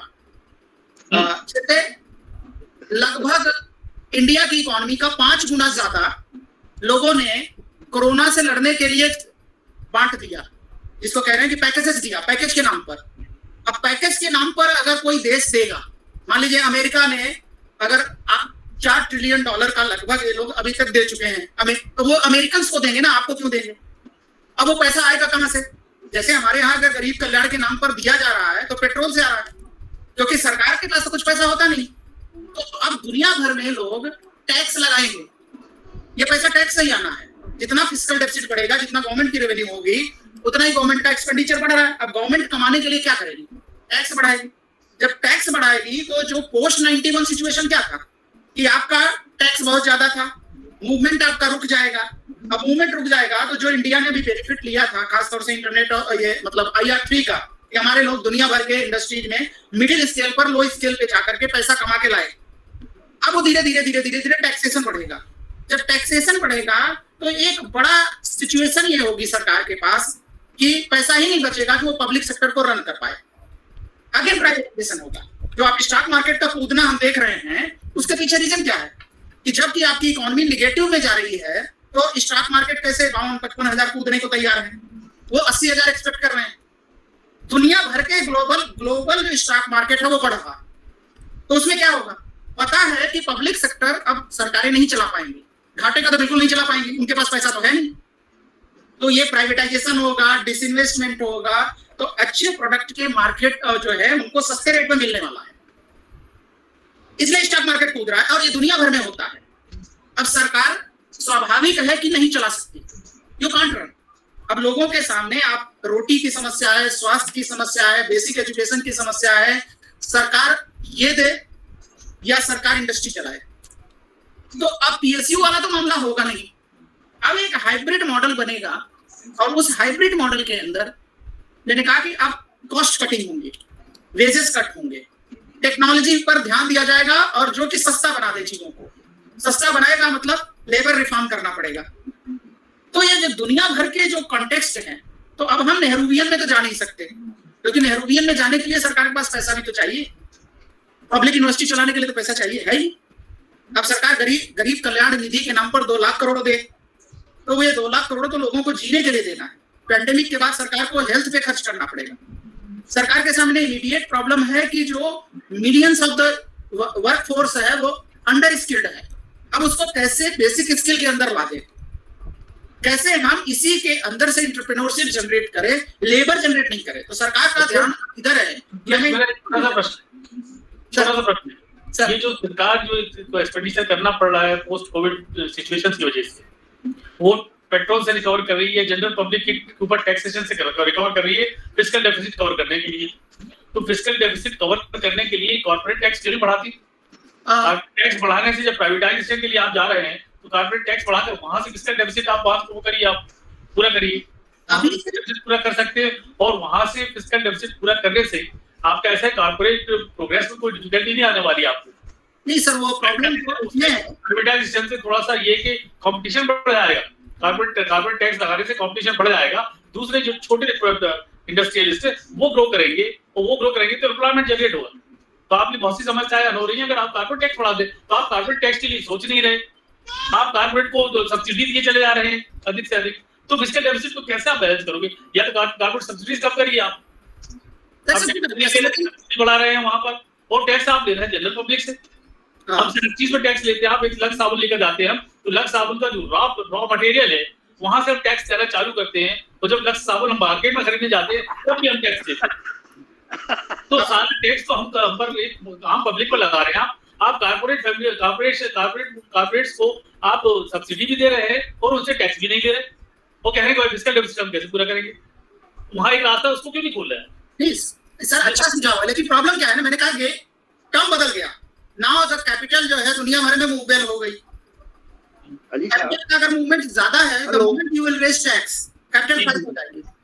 अब डेमोक्रेसी कमजोर होती है ऐसे केसेस में, जो पीपुल्स मूवमेंट है, जो लोगों के प्रति अकाउंटेबिलिटीज है, या लोगों का जो अवेयरनेस लेवल है, या लोगों का कंट्रोलिंग मैकेनिज्म है, वो कंट्रोल हो गया है, वो उसका उतना महत्व नहीं रह गया है। और अब दुनिया भर में कारपोरेट इस तरह का काम कर रहा है। अब वो कहता है कि अगर आपने बढ़ाया तो मैं दूसरी जगह चला जाऊंगा। अब सरकार के पास मजबूरी है कि इन्वेस्टमेंट कौन करे, उसके पास है नहीं, और अगर उस पर टैक्स बढ़ाते तो कहता है मैं दूसरी जगह चला जाऊंगा। उस पर भी ट्रीटी हो चुकी है। अब उस पर दुनिया में एक लिमिट तक आप उनको टैक्स करेंगे इम्पोज, तो अब इस उस लिमिट से बहुत नीचे है, 15% ये बात बोली sir. Now we are not independent, हम लोग जो कारपोरेट है वो चला रहे हैं हमें। क्या हुआ सर, किसी भी देश की अर्थव्यवस्था निचले स्तर के लोगों के ऊपर डिपेंड करती है। जितना मतलब प्राइमरी सेक्टर जितना स्ट्रांग होगा, सेकेंडरी सेक्टर जितना स्ट्रांग होगा, उतनी स्ट्रांग अर्थव्यवस्था होगी, मतलब जीडीपी हमारी उतनी स्ट्रांग होगी। और जीडीपी सर इस समय हमारी जो है डिपेंड कर रही है बहुत सारे एफडीआई पे।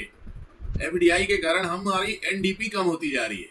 अब ये आप भी सही कह रहे हैं कि हमको कंट्रोल करना है, कंट्रोल करना है, तो हमारे से सर गलतियां हुई, हमने डिमोनेटाइजेशन किया, डेमोक्रेसी का कंट्रोल एवरीथिंग।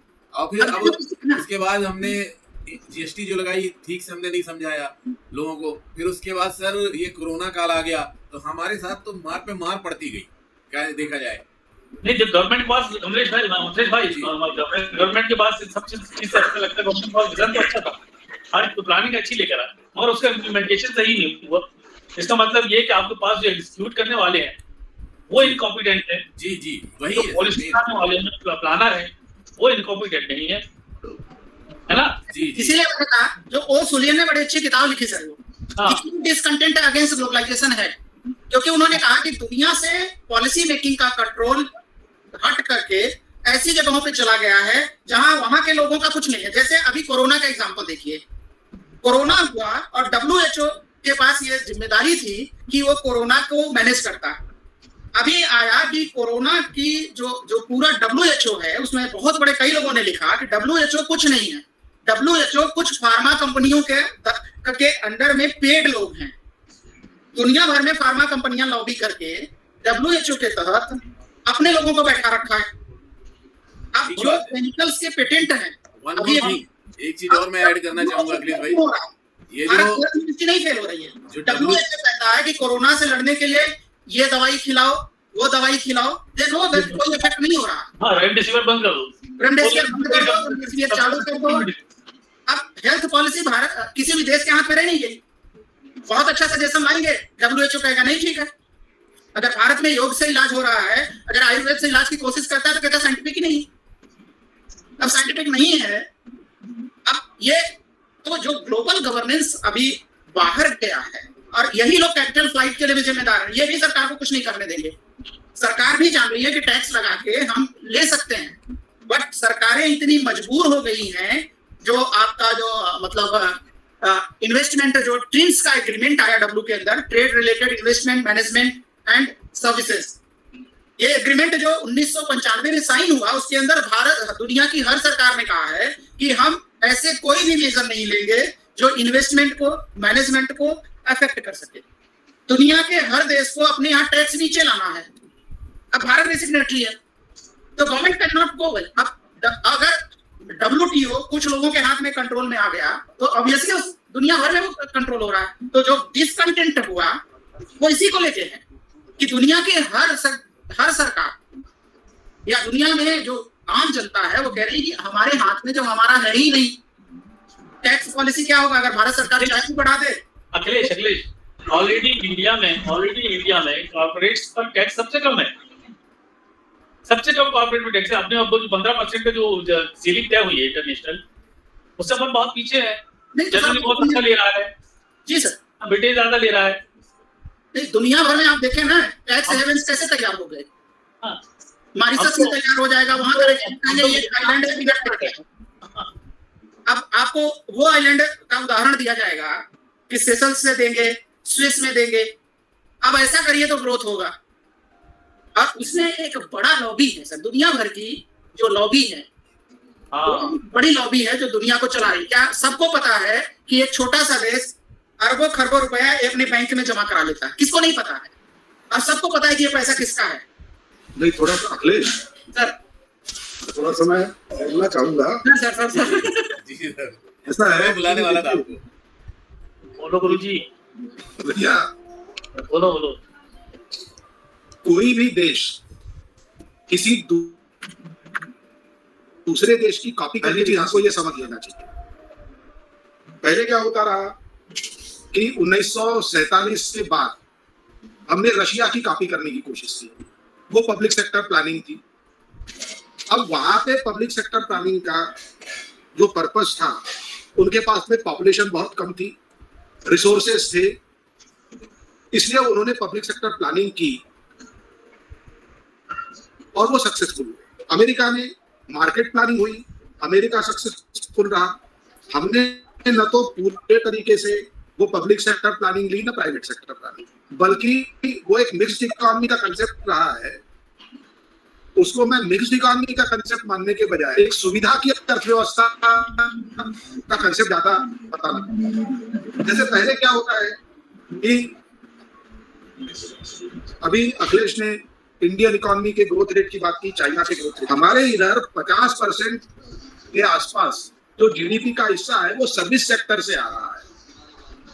मैन्युफैक्चरिंग सेक्टर से तो हमारा हिस्सा मुश्किल से 23% के आसपास है। अब मैंने इसका अर्थ ये हुआ कि 23% उत्पादन को बाजार में खपाने के लिए 50% के आसपास हम खर्च कर रहे हैं, क्योंकि सर्विसेज मैंने क्या है, कोई प्रोडक्शन नहीं करती, एकदम से वहां पे लोगों की इनकम बढ़ना शुरू हुई। अब नतीजा ये है कि आप डायरेक्ट टैक्सेस बढ़ा नहीं सकते क्योंकि यू टर्न पॉसिबल नहीं है। जी, वो सर्विस सेक्टर से ही आपको कंज्यूमर मिल रहा है। वो कंज्यूमर मिलने से आपको नहीं मार्केट में नहीं मार्केट होने से आप प्रोडक्शन बढ़ रहा है। नहीं सुन लीजिए मेरी पूरी बात। अब हमारा सर्विस सेक्टर का कंट्रीब्यूशन 50%, लेकिन क्या हमारे इन्वेस्टमेंट में 50% सर्विस सेक्टर से आ रहा है? ये आज भी मेरा विषय है। अगर मान लीजिए हमारी ग्रोथ सर्विस सेक्टर इकोनॉमी से होती और वो सर्विस सेक्टर के थ्रू अगर हमारा इन्वेस्टमेंट बढ़ता होता, लेकिन वो सर्विस सेक्टर के थ्रू इन्वेस्टमेंट नहीं बढ़ा, उसका हमने उपयोग क्या किया? उसका उपयोग कंजम्पशन बढ़ाने के लिए किया। जैसे अभी अखिलेश ने वो लेवल 1 की ऐसी बात की, तो इसी तरीके से कंजम्पशन का भी लेवल है। एक वो जो लेवल 1 है वो बहुत ही एसेंशियल किस्म का कंजम्पशन है। अब हो क्या रहा है कि जैसे एक वो पहले शुरुआत में सर्विस सेक्टर में एक आदमी काम कर रहा है, उसने शुरुआती दौर में एक कार खरीद ली। अब उसके बाद में 4 साल बाद वो क्या कर रहा है कि वो कंजम्पशन 2 सेकंड लेवल पे जा रहा है, वहां पे वो उससे और महंगी कार खरीद रहा है। फिर थर्ड में वो कंजम्पशन 3 के ऊपर जा रहा है और महंगी कार खरीद रहा है। इसी प्रकार से वो क्या कर रहा है कि चीजों को रिप्लेस करते हुए, जैसे पहले वो बॉक्स टाइप के टीवी होते रहे, अब एलईडी के ऊपर गया वो, अर्थात वो अपना कंजम्पशन के ऊपर एक्सपेंडिचर बढ़ाते चला जा रहा है। और ये कंजम्पशन टोटली एक प्रकार का कॉन्स्पिक्यूअस कंजम्पशन है जो डेमोन्स्ट्रेशन इफेक्ट से आ रहा है। तो सर्विस सेक्टर की जो हमारी इनकम बढ़ी, वो सर्विस सेक्टर की इनकम ने उन इंडस्ट्रीज को सपोर्ट किया, जैसे इलेक्ट्रॉनिक गुड इंडस्ट्री हो गई, जो फूड प्रोडक्ट्स चेन इंडस्ट्री है। ये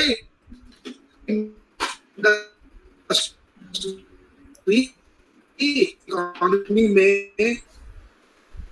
आपकी आवाज ऊपरी कनेक्टिविटी के प्रॉब्लम है, अर्थात हमारी जैसे एग्रीकल्चर सेक्टर खड़ा होना चाहिए था। एग्रीकल्चर सेक्टर में अभी भी हम करीब 350 टन के आसपास, मिलियन टन के आसपास प्रोडक्शन करते हैं, जबकि हमारी कैपेसिटी करीब 650 मिलियन टन प्रोडक्शन करने की है। हम एग्रीकल्चर की ग्रोथ रेट बढ़ा नहीं पा रहे हैं। पूरे कोरोना के दौरान अगर एग्रीकल्चर की ग्रोथ रेट अगर 2.5% से लेकर 3% के बीच में नहीं होती, तो इकोनॉमी तो नेगेटिव डायरेक्शन में जा ही रही थी। वो एग्रीकल्चर ग्रोथ ने सपोर्ट करके रखा। ग्रोथ रेट के दौरान फार्मा सेक्टर्स की ग्रोथ हुई, बाकी जो सर्विस क्लास सेक्टर रहा है उसको तनख्वाह मिल रही थी, अर्थात जो सनराइज ग्रुप है। समस्या किनके ऊपर आई? समस्या आई दिहाड़ी लोगों के ऊपर। अब ऐसा है कि सरकार किसी की नहीं रहे, वो लोगों को मरने के लिए नहीं छोड़ सकती, उनको छोड़ रही है। सर्विस उनको सपोर्ट करने के लिए स्कीम देना पड़ेगा। अब वो स्कीम लेके आएंगे। अब अगर आप लोगों को 1 रुपए किलो चावल बांटोगे या उनको 10,000 रुपए में मकान बना के दोगे तो पैसा कहाँ से आएगा? पैसा तो उन्हीं लोगों से आएगा ना। अब इनकम टैक्स आप बढ़ा नहीं सकते, पेट्रोल डीजल से आएगा। बेटर तरीका ये होता है कि डायरेक्ट टैक्स बढ़ाते चले जाओ। नहीं सर, अभी जैसे अखिलेश ने बताया कि आने वाले कुछ समय बाद सिचुएशन वो होगी, यदि हम नहीं जागे तो हम कमाने वाले कम होंगे, खाने वाले ज्यादा होंगे। वही अखिलेश की लाइन पर हम बात कर रहे हैं। अभी एक चीज बता रहे हैं, आर्टिफिशियल युग आने वाला है। आर्टिफिशियल युग में, आर्टिफिशियल के युग में मैनलेस, ह्यूमनलेस पूरी मशीन तंत्र होगा। उस तंत्र में जो होगा ज्यादातर अनएम्प्लॉयड हैंड्स होंगे, अनएम्प्लॉयमेंट ऑटोमेटिकली बढ़ेगा। बढ़ चुका है 30% से ऊपर। हमारी तैयारी क्या है? पहली चीज तो ये, हम क्या आर्टिफिशियल इंटेलिजेंस युग के लिए तैयार हैं? ऐसा है, उसके लिए हमारी क्या विजन है, हम उसकी क्या तैयारी की हो? मैं बताता हूँ। अखिलेश मिश्रा का पिन पॉइंट ये था, करेक्ट ये था शायद, अगर मैंने समझाया तो। ऐसा है, अखिलेश में गलत कह रहा हूँ। मैकेनाइजेशन के लिए जाएंगे ना, मैकेनाइजेशन के लिए जाएंगे तो इसमें डेवलप कंट्री ज्यादा अफेक्ट होंगी। हमारी स्ट्रेंथ वो मैकेनाइजेशन नहीं है, हमारी स्ट्रेंथ एग्रीकल्चर है, क्योंकि आज भी 70% एग्रीकल्चर अपनी एग्रीकल्चर इकोनॉमी अपनी कंजर्वेटिव इकोनॉमी है। अखिलेश मिश्रा बात कर रहा है लेवल 4th इकोनॉमी की, एक लेवल 4th ग्रोथ की। लेवल 4 पर जाकर आपकी कोई भी जो है देश की कंट्री जो इकोनॉमी जो है वो आर्टिफिशियल इंटेलिजेंस इस पर डिपेंड कर रही है। उसे एक के बाद एक बताया, पहले कि पानी और भाप वाला वो आया, फिर वो इलेक्ट्रिक वाला आया, फिर इलेक्ट्रॉनिक आया, फिर इस तरह से जो ग्रोथ, इस तरह से जो दुनिया है जो 4th लेवल पर जा रही है, उस 4th लेवल की इकोनॉमी के लिए अपनी क्या तैयारी, क्योंकि 4th लेवल की इकोनॉमी पर जाकर आपका प्लेन भी जो है पायलट की जरूरत नहीं होगी, कार भी बिना ड्राइवर की होगी, और ऐसी बहुत सी चीजें बिना उसके आदमी की होंगी। तो जहाँ ह्यूमन लेस होगी, जब मैन लेस हो जाएगा, तो वहाँ वो मैन जो वहां से हटेगा, वो उसकी जो फोर्स खड़ी होगी, वो एक अनएम्प्लॉयमेंट को बढ़ाएगी। जैसे कभी हम अखिलेश ने बताया कि एक चपरासी की पोस्ट निकलती तो लाखों लोग आ जाते हैं। उसका कारण एक है, टॉप लेवल उनको सेल्फ फ्लोर पे जाना चाहिए, नीचे जाते हैं। उसका कारण है, बड़े अधिकांश लोगों को मालूम है कि 15 साल से लोग डॉक्टरी पास नहीं कर पा रहे हैं। ठीक है, जो इंजीनियरिंग में एडमिशन होते हैं वो पतली शिवानी गाइड पढ़ के होते हैं। हमारे पास में एज ए कंट्रोलर में जब बोलता हूँ वहां पे कि एप्लीकेशन लिख के दो, एक ग्रेजुएट लड़का जिसका अपना रिजल्ट विथ है उसको क्लियर कराना है, वो एप्लीकेशन ठीक से नहीं लिख सकता। माफी चाहूंगा, प्रॉब्लम क्या है? अली सर माफी चाहूंगा, हम लोग ना थोड़ा सब्जेक्ट से भटक रहे हैं। हमारी भारतीय अर्थव्यवस्था को बी इंडियन बाय इंडियन बताया, मेन पावर प्लानिंग जरूरी है जी। तो कैसे हम करें? आपको डिमांड और सप्लाई के बीच में तारतम्य बना के चलना पड़ेगा जी, कि एग्जैक्टली हमको कितने इंजीनियर्स की आवश्यकता है, उतने ही हम इंजीनियरिंग कॉलेज से प्रोड्यूस करें, उतने ही हम डॉक्टर प्रोड्यूस करें, उतने ही हम चार्टर्ड अकाउंटेंट प्रोड्यूस करें। अब यहाँ पे क्या हो रहा है, हमारी शिक्षा नीति जो है ना वो मास लिटरेसी प्रोग्राम है, अर्थात आप उनको डिग्री दे रहे हैं। क्या है उनको, किसी जमाने में पहले आप जब एलएलएम कर रहे थे 4 साल में कोई एक बंदा एलएलएम करके निकलता था, अब हर साल 10 बंदे तो अकेले आरडीवीवी से एलएलएम करके निकल रहे हैं। तो क्या आपको लगता है कि उनके पास में एलएलएम का कोई नॉलेज होगा?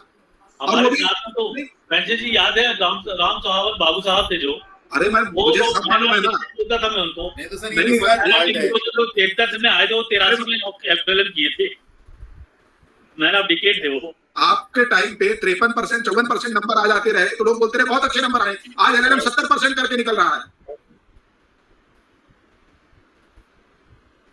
पूरे बेसिक्स की नॉलेज नहीं है, कुछ नहीं है उनसे। पहले मथुरेश बैठे हैं यहाँ पे, बीएससी फर्स्ट ईयर का रिजल्ट, तो उसी तरफ तो भाई ये तुम्हारा स्टूडेंट है अखिलेश मिश्रा, तुम्हारे कलीग, उसी तरफ इशारा कर रहा है। अखिलेश का इशारा बिल्कुल सही है, लेकिन मैंने ऐसा है अखिलेश ने जो मुद्दे उठाए वो फ्यूचरोलॉजी से संबंधित मुद्दे उठाए। देखिए, नीति कभी गलत नहीं है, किसी भी सरकार ने नीति बनाई हो, जब वो नीति लागू कैसे करना है इसकी समस्या जब आती है। अभी नई शिक्षा नीति, इसका मतलब ये नहीं कि पुरानी शिक्षा नीति गलत नहीं है, लेकिन जब आज की आवश्यकता है, आज की आवश्यकता के अनुसार है। आप स्किल बढ़ाना चाहते हो तो किस तरीके की स्किल बढ़ाना चाहते हो? अब मैंने क्या आप कॉलेज में बच्चों को टेलरिंग करना सिखाओगे? क्या ऐसे स्किल बढ़ाना चाहते हो? या वहां पे उनको पौधे लगाना सिखाओगे? तो फिर अगर यही सब करना है तो उनको ये सब चीजें 8वीं 9वीं में सिखाओ। तो समस्या क्या आती है कि आपने चॉइस दे दी। नई शिक्षा नीति में क्या आ रहा? चॉइस आ रही। ये अगर आपको फिजिक्स केमिस्ट्री के साथ में अगर हिस्ट्री लेना है तो आप हिस्ट्री ले लीजिए। तो अब होगा क्या कि अगर एक व्यक्ति को फिजिक्स मैथमेटिक्स टफ लगती है, वो मैथमेटिक्स नहीं लेगा। तो मैंने शिक्षा नीति जो होनी चाहिए वो आपकी स्ट्रेंथ बढ़ाने के लिए होना चाहिए। कैसे आप इंप्रूव कर सकते हैं उसको? अभी हो क्या रहा है? चलिए मंत्री भाई, किसी प्रकार की नहीं बढ़ पा रही है शिक्षा नीति पर बात चली गई, तो वापस आ जाए। हेलो, आज की पर की तरफ आइए। जब तक कुटीर उद्योग, लघु उद्योगों का जोर नहीं दिया जाएगा, स्किल पर जोर नहीं दिया जाएगा और प्राइमरी स्तर पर शिक्षा पर जोर नहीं दिया जाएगा, आप जो टीचर है जो उनको स्किल नहीं किया जाएगा, जब तक आप कोई प्रकार का प्रोग्रेस नहीं ला। ग्रामीण उद्योग आपको खोलने पड़ेंगे जी, लोकल। और जो सर मैं कह रहा हूँ बी इंडियन बाइंड, हमें इंडियन प्रोडक्ट ही लेने पड़ेंगे। हमारी सरकार को हमारे जो इंडियन उद्योगपति हैं, औद्योगिक लोग हैं, एमएसएमई को बढ़ावा देना चाहिए और जो जरूरत की चीजें हैं, जो बेसिक नीड है, पूरी तरह हिंदुस्तानी बननी चाहिए और सस्ती बननी चाहिए। उसके लिए सर काम करना चाहिए। आप बात कर रहे हो राष्ट्रभक्ति की जी, कोई कंसेप्ट पता नहीं है। लेकिन इंडिया की जो डिफिकल्टीज है वो अभी अपने को नहीं मालूम। अब मेक इन इंडिया कॉपी कर रहा है। मेक इन चाइना में वहाँ का लेबर कितना सस्ता था, वहाँ रॉ मटेरियल कितना सस्ता था, रॉ मटेरियल की अवेलेबिलिटी कितनी सस्ती थी, और पावर कितना सस्ता था। आप तो ये सारी चीजें देखते हैं, वो मेक इन चाइना में सक्सेसफुल है। आप मेक इन इंडिया में आपके पास लाइसेंस आज सर अली सर इंटरप्ट करूंगा, सॉरी। ये 1973 के बाद जो चाइना ने ये सब प्लानिंग किया है, जो कोरोना का ये पीरियड आया है, it is also planning planned way. जैसे अभी ये लोग थे ना सर, WHO के जो हेड हैं टेड्रोस अधानोम, ये इथोपियन है और ये चाइना के अगेंस्ट जा ही नहीं सकते, क्योंकि चाइना ने इथोपिया में इतना ज्यादा इन्वेस्टमेंट कर रखा है। चाइना ने कई कंट्री ऐसे अडॉप्ट कर रखी है, इतना कर्जा दे देता है कि वो वापस दे ही नहीं सकते। जैसे श्रीलंका है, नेपाल है, इनको पूरी तरह अपने कब्जे में ले रखा है, ये उसके अगेंस्ट जा ही नहीं सकते। कब्जा करता जा रहा है, पूरा चल रहा है, कब्जा करता है, मतलब इंडिया को घेरे जा रहा है। और यहाँ पर मतलब एशिया में या अफ्रीका में इंडिया के अलावा उसके कोई टक्कर का है नहीं। तो हमारी सरकार को निशाना अमेरिका है, वो अमेरिका को घेर रहा है। सर अमेरिका तो दूर है, अमेरिका और प्रो अमेरिका जितने भी कंट्रीज उनको घेर रहा है। तो और कोई है नहीं सर, एक हिंदुस्तान ही है यहाँ पर एशिया में देखा जाए तो।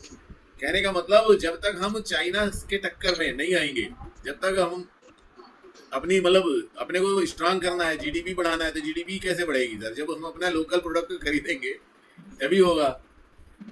एनीवे, बहुत अच्छा डिस्कशन रहा। और जी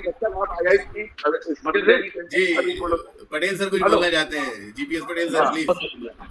मैं बोल रहा हूँ जी, आज का जो लेक्चर है वो बहुत ही सुंदर रहा, मेरे को बहुत पसंद आया। अली साहब, पेंटे साहब और जितने अर्थशास्त्री है, आप लोग कान खोल के सुन लीजिए। जो ट्रेंड अभी चल रहा है वो 5 ट्रिलियन का चल रहा है। आप क्यों भूल जाते हैं कि पॉजिटिव या नेगेटिव? जी, तो -5 ट्रिलियन की तरफ जाना है हमें, और जा रहे हैं अच्छी तरह से। आप देखिए ट्रेंड क्या चल रहा है। पॉजिटिवली कोई सोच रहा है क्या? आप इकोनॉमी की बात कर रहे थे, एग्रीकल्चर की बात कर रहे थे। जब किसान कह रहा है कि हमको ये कानून नहीं चाहिए, इनसे नुकसान है, पर गवर्नमेंट का हट ये है कि नहीं हम तो यही लगाएंगे, तो कहाँ से इकोनॉमी जाएगी आपकी? आप बहुत जल्दी -5 ट्रिलियन पे पहुंच जाएंगे। और ये आप लिख के रख लो, बेकार अर्थशास्त्री लोग परेशान हो रहे हैं, दुनिया भर की थ्योरी लगा रहे हैं, जो प्रैक्टिकल है वो तो देखिए। वही तो अखिलेश मिश्रा जी बोल रहे हैं पटेल साहब। अखिलेश मिश्रा जी टेक्निकल नहीं है sir, we are governed by someone. आपको वही अखिलेश मिश्रा जी बोल रहे थे, आपकी बात ही वो आपने जो अपने शब्दों में कही, कहीं बताइए पॉजिटिव दिख रहा हो। यही होने वाला है, चैलेंज वही होने वाला है। अच्छा चैलेंज है कि आप बताइए किस सेक्टर में आपको पॉजिटिव दिख रहा है। Everything is going negative. हर सेक्टर नेगेटिव जा रहा है। ये तो सही है, I agree with you. don't say that I am thinking negatively. I am always positive. बिल्कुल But you must be practical. पंडित साहब, you are Trend which positive, is positive. adopted by the government is going to minus 5 trillion, and we will soon reach to it. Any question? Any हमारी suggestion? सरकार को sir इसमें ध्यान देना चाहिए। और क्यों सरकार नहीं मान रही किसान? एक भी मुझे बताओ, एग्रीकल्चर सुधरेगा कहाँ से? आप बताइए क्या सब काम सरकार ही करेगी क्या? हाँ, मैं जिसके हाथ में पावर है, सारे काम कौन करेगा? वेलफेयर कंट्री में सारे काम सरकार करेगी। हमने चुनकर सरकार बना दी। नहीं सरकार ने क्या किया? सरकार ही करेगी। सरकार ये सिर्फ सोशल सिक्योरिटी का काम करती है। ये क्या काम किया है सरकार ने? सरकार सिर्फ सोशल सिक्योरिटी का काम हमने करती है। शासन बाकी पूरे के पूरे काम प्राइवेट उसकी इम्प्लीमेंट करी है। आप बताइए जहाँ पॉजिटिव काम हुआ हो। सर सरकार इसलिए करेगी क्योंकि सरकार बनाने के पहले सारी पार्टियां वादा करती हैं आम जनता से कि मुझे यदि चुनोगे तब मैं ये करूंगा, यदि मुझे चुनोगे मैं ये करूंगा। तो क्यों करती है वादा? जनता को साथ धोखा है, जनता के साथ छलावा है। ऐसा है। चलिए बहुत हुई। उसके बाद बोलती है पब्लिक करेगी। पब्लिक का काम है सर वोट देना, टैक्स देना और सरकार की नीतियों को फॉलो करना, सरकार के नियमों को का पालन करना। यदि सरकार ने बोला कोरोना काल में सारे लोग घर के अंदर रहेंगे, लोग अंदर थे, सब मान रहे, सरकार की बातों को का अनुसरण करना। इसी तरह सरकार का काम है जनता को ऊपर ले जाना। मथुरेश जी, चलिए ये बात गलत है कि सरकार के कहने से लोग घर के अंदर थे। लट्ठे लेके खड़ी रहती थी, इसलिए घर के अंदर रहते रहे। सर मैं 1 मिनट का आधा मिनट का इंटरवेंशन थोड़ा सा रखना अब अपन जो विषय अखिलेश जी आप बोलिए। हो रहा है सर, जो अभी इसको हमने रखा तो ये प्रॉब्लम क्या है? प्रॉब्लम है कि कुछ चीजें नेचुरली अपने आप आ जाएंगी। हमने कभी सोचा नहीं था कि एक हम बेसिक फोन जो 1500 रुपए का था उससे हम 20,000 में कैसे चले गए, हमें पता ही नहीं चला। हमें ये बता दिया गया कि आपको 20,000 का फोन है और इतना बड़ा सा जो है स्मार्टफोन लिए हम कान पे रखते हैं। Smartphone is not for the ordinary people. वो स्मार्ट ऑफिस का है। अब उसका कैमरा बैटरी सब खराब हो जाता है तो 20,000 का फोन चलता नहीं 3 महीने या 1 साल के अंदर खराब हो जाता है। और जो आपकी जरूरत की चीज है वो चलती है 4 साल। नोकिया का फोन लोग अभी लिए घूम रहे हैं। तो जो ड्राइविंग फोर्स है वही मैंने कहा ना, टेक्नोलॉजी के अगर आप भंवर में फंस रहे हैं तो दूसरा बेवकूफ बना जाएगा। इसमें सरकारें कुछ नहीं कर सकती। सरकार तो कॉम्पिटिटिव पॉपुलिज्म के तहत सत्ता चाहिए। जनता का अवेयरनेस ये है कि क्या हम अवेयर हैं क्या। और मेरा थोड़ा सा और कहना होता है कि हम इंडस्ट्री की बात कर रहे हैं। आज भी हमारा इन्वायरमेंट इस इंडस्ट्रियलाइजेशन लेवल पर इतना खराब हो गया है कि हमारा सस्टेन नहीं कर पाता। अगर आप इंडस्ट्री का ग्रोथ या इंडस्ट्री का शेयर 40% 30% ले गए, उस दिन बड़े बड़े शहरों में सांस लेने के लिए जगह नहीं मिलेगी। आज भी हमारी 30% नदियां 40% नदियां इस इंडस्ट्रियल लेवल पर खराब हो चुकी हैं। तो हमें आज भारत को केवल और केवल मेरा मानना है कि smart industrialisation with brain based industry, अगले 20 साल तक अगर हमने ब्रेन बेस्ड और नॉलेज बेस्ड इंडस्ट्री में इन्वेस्ट किया तो बिना ज्यादा इन्वेस्टमेंट के हम ज्यादा ग्रो कर पाएंगे। अगर हम इंडस्ट्रियलाइजेशन की तरफ चले, शहरों में इंडस्ट्री लगाना शुरू किया तो आज हैदराबाद, दिल्ली, कलकत्ता, मुंबई रहने लायक नहीं है, कल नरसिंहपुर रहने लायक नहीं है। कहाँ से आएगा उसके लिए पानी? कहाँ से आएगा उसके लिए?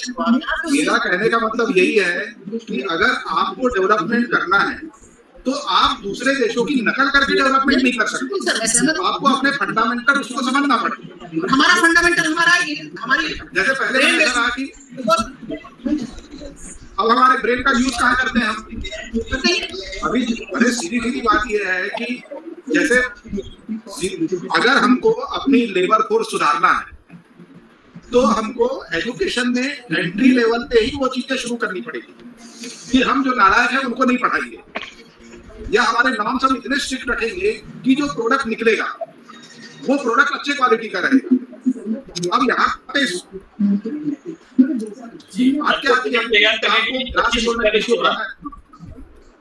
अच्छे प्रोडक्ट तैयार करने के लिए अच्छी शिक्षा नीति होना चाहिए। इसलिए अब देखिए उसका क्या प्रभाव है। शाह साहब, ऐसा है कि जो पुरानी शिक्षा नीति थी वो गलत थी, मैं ये नहीं मानता हूँ। आखिर उसी एजुकेशन सिस्टम से आप लोग LLM करके निकले हैं। अब अगर आप डिग्रियां बांटना शुरू कर देंगे तो नतीजा तो यही निकलना है। आपने जो जिसको ग्रेजुएट बना रहे हो कम से कम इस चीज का वर्थ तो देखो कि वो ग्रेजुएट करने लायक है कि नहीं है। पिछले 1 दशक की देन है डिग्रियां बांटना। पिछले एक दशक में ऐसा नहीं है। शिक्षा नीति आई हो अभी आई है 18-19। देखिए एक चीज बता रहा हूँ मैं आपको, बिल्कुल हमने पासिंग परसेंटेज, हमने पास होने का परसेंटेज 33% रखा। ये उस समय की पॉलिसी है जब लिटरेसी रेट 17% थी। आज लिटरेसी रेट हमारी 64% के आसपास पहुंच चुकी है और हम पासिंग परसेंटेज अभी भी 33% रखे हैं। हम 50% क्यों नहीं रखते? क्योंकि जिस दिन हम 50% रखेंगे हमारे रिजल्ट जो है, जो अभी 40% के आसपास आते हैं, वो 6% 7% पे आ जाएंगे। समापन करके जी सर, वैसे मैं आप लोगों को एक गुड न्यूज दे दूं। गुड न्यूज ये है सर कि अभी तक के जो मंत्रिमंडल में इतने अच्छे मंत्री, इतने पढ़े लिखे मंत्री कभी नहीं रहे जो आज हैं। तो मोदी जी का जो नया सफल हुआ है, सफल मंत्री ये बना है कैबिनेट, और राज्य मंत्री जितने बने हैं, दे आर वेरी इंटेलेक्चुअल, बहुत पढ़े लिखे हैं, अनुभवी हैं। तो होप फॉर बेस्ट कि हमारा देश थोड़ा अच्छा आगे जाएगा, तरक्की करेगा। जी, कोई इनकार नहीं कर रहा है, लेकिन जो सवाल आता है राजा होगा कौन, ये उतना महत्वपूर्ण नहीं है। राजा करेगा क्या, ये ज्यादा महत्वपूर्ण है। चलिए भाई जी सर, तो अब अपने कार्यक्रम को हम लोग आगे बढ़ाते हुए मैं सभी का धन्यवाद देता हूं और अपने साथी डॉक्टर यतीश जैन से आग्रह करता हूं कि आप सबका धन्यवाद दें। और आज हम आनंद सर को नहीं सुन पाए और कई लोग हैं जिनकी आवाज़ हम नहीं सुन पाए, तो इनके लिए मैं माफी चाहता हूँ। बाकी और धीरेन्द्र सर भी हैं हमारे साथ, और मनीष मिश्रा फोन ऑन करो, और मनीष, अरे ये संजीव जैन है सर हमारे बैच का, विवेक है, काफ़ी लोग हैं, तो बड़ा अच्छा लगा। राम जी दिगिया सर हैं, श्री कुमार सिवरे सर हैं, और विवेक ठाकुर भी था, विवेक ठाकुर चला गया। तो पुनः मैं डॉक्टर यतीश से कहूँगा कि अपना फर्ज निभाएं और इसे बहुत बहुत धन्यवाद मिश्र जी। आज जो चर्चा रही वास्तव में बहुत ही सार्थक चर्चा थी, और डॉक्टर अखिलेश जी ने बहुत अच्छे प्रश्न, बहुत सारे ब्रेनस्टॉर्मिंग टॉपिक्स दिए जिस पर वास्तव में विचार होना चाहिए। और पॉलिसीज में लोगों, गवर्नमेंट को पता है, लेकिन उसको और अधिक निचले स्तर तक उसको पहुंचाना चाहिए। जिस तरह से IR4 की बात की और लेवल 4 की बात की कि हमारे पास 3% लेवल 4 के लोग हैं, और स्किल डेवलपमेंट में जो काम हो रहा है वास्तव में वो ग्रास रूट लेवल तक नहीं हो रहा है, तो उसमें किस तरह से काम कर सकते हैं। और आज का जो पूरा सार निकल के ये भी आता है कि जिस तरह की इकोनॉमी हमारी चल रही है और हम कोई विशेष कार्य नहीं करते हैं, तो वास्तव में आने वाला समय बहुत कठिन होगा।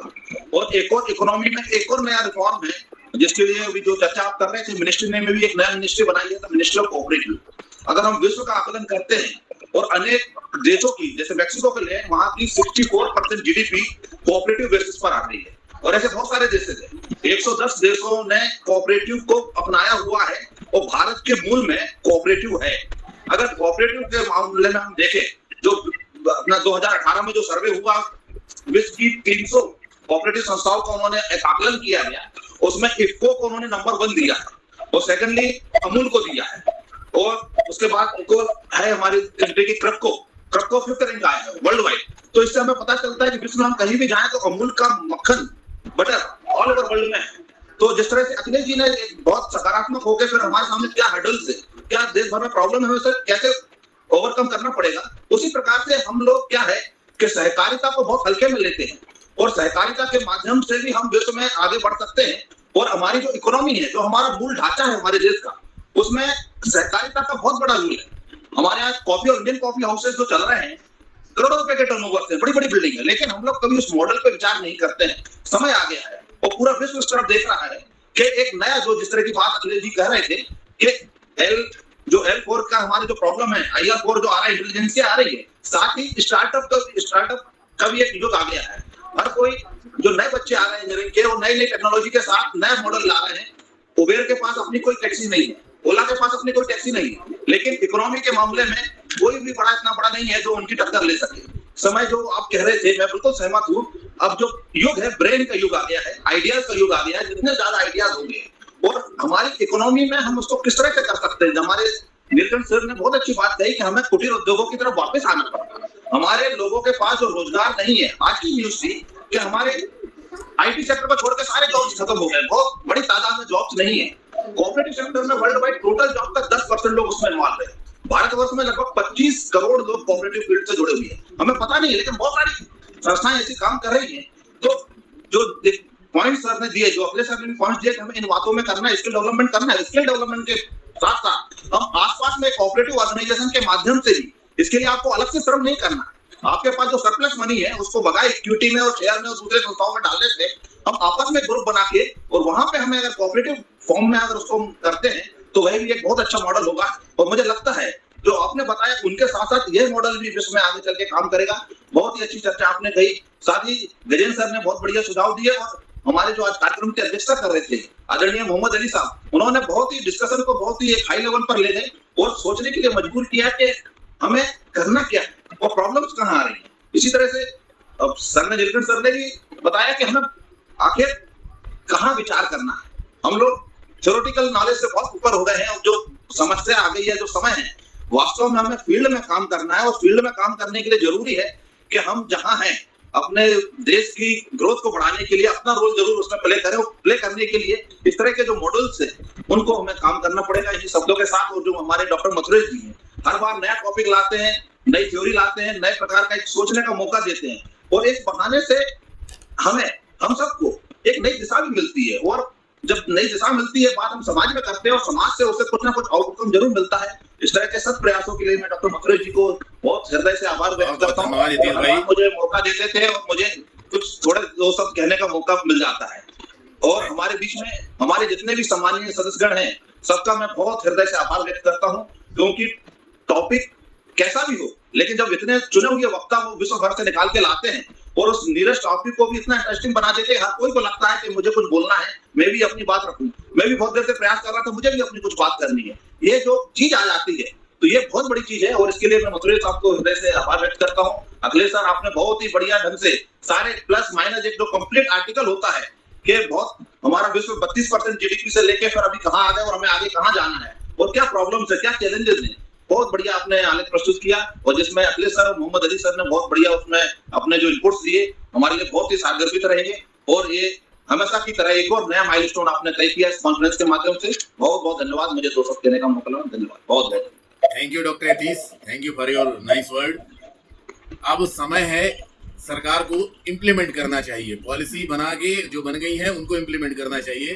तो इस अपनी सभा को एक चंद लाइनों के साथ मैं खत्म करूंगा। कहते हैं, जमीन जल चुकी है आसमान बाकी है, जमीन जल चुकी है आसमान बाकी है, सूखे कुएं तुम्हारा इम्तिहान बाकी है, बरस जाना वक्त पर ए मेघ, किसी का मकान गिरवी है, किसी का लगान बाकी है। तो अब हमारे पास समय नहीं है, यदि नहीं हुआ कुछ बदलाव तो हम सारे, जैसे सर ने कहा, माइनस पे जाएंगे। 5 ट्रिलियन की जहां हम बात कर रहे हैं तो माइनस में ना जाके हम सर हमेशा आगे बढ़ेंगे, आगे ही जाएंगे। इन्हीं शब्दों के साथ आप सभी का पुनः बहुत बहुत आभार और धन्यवाद।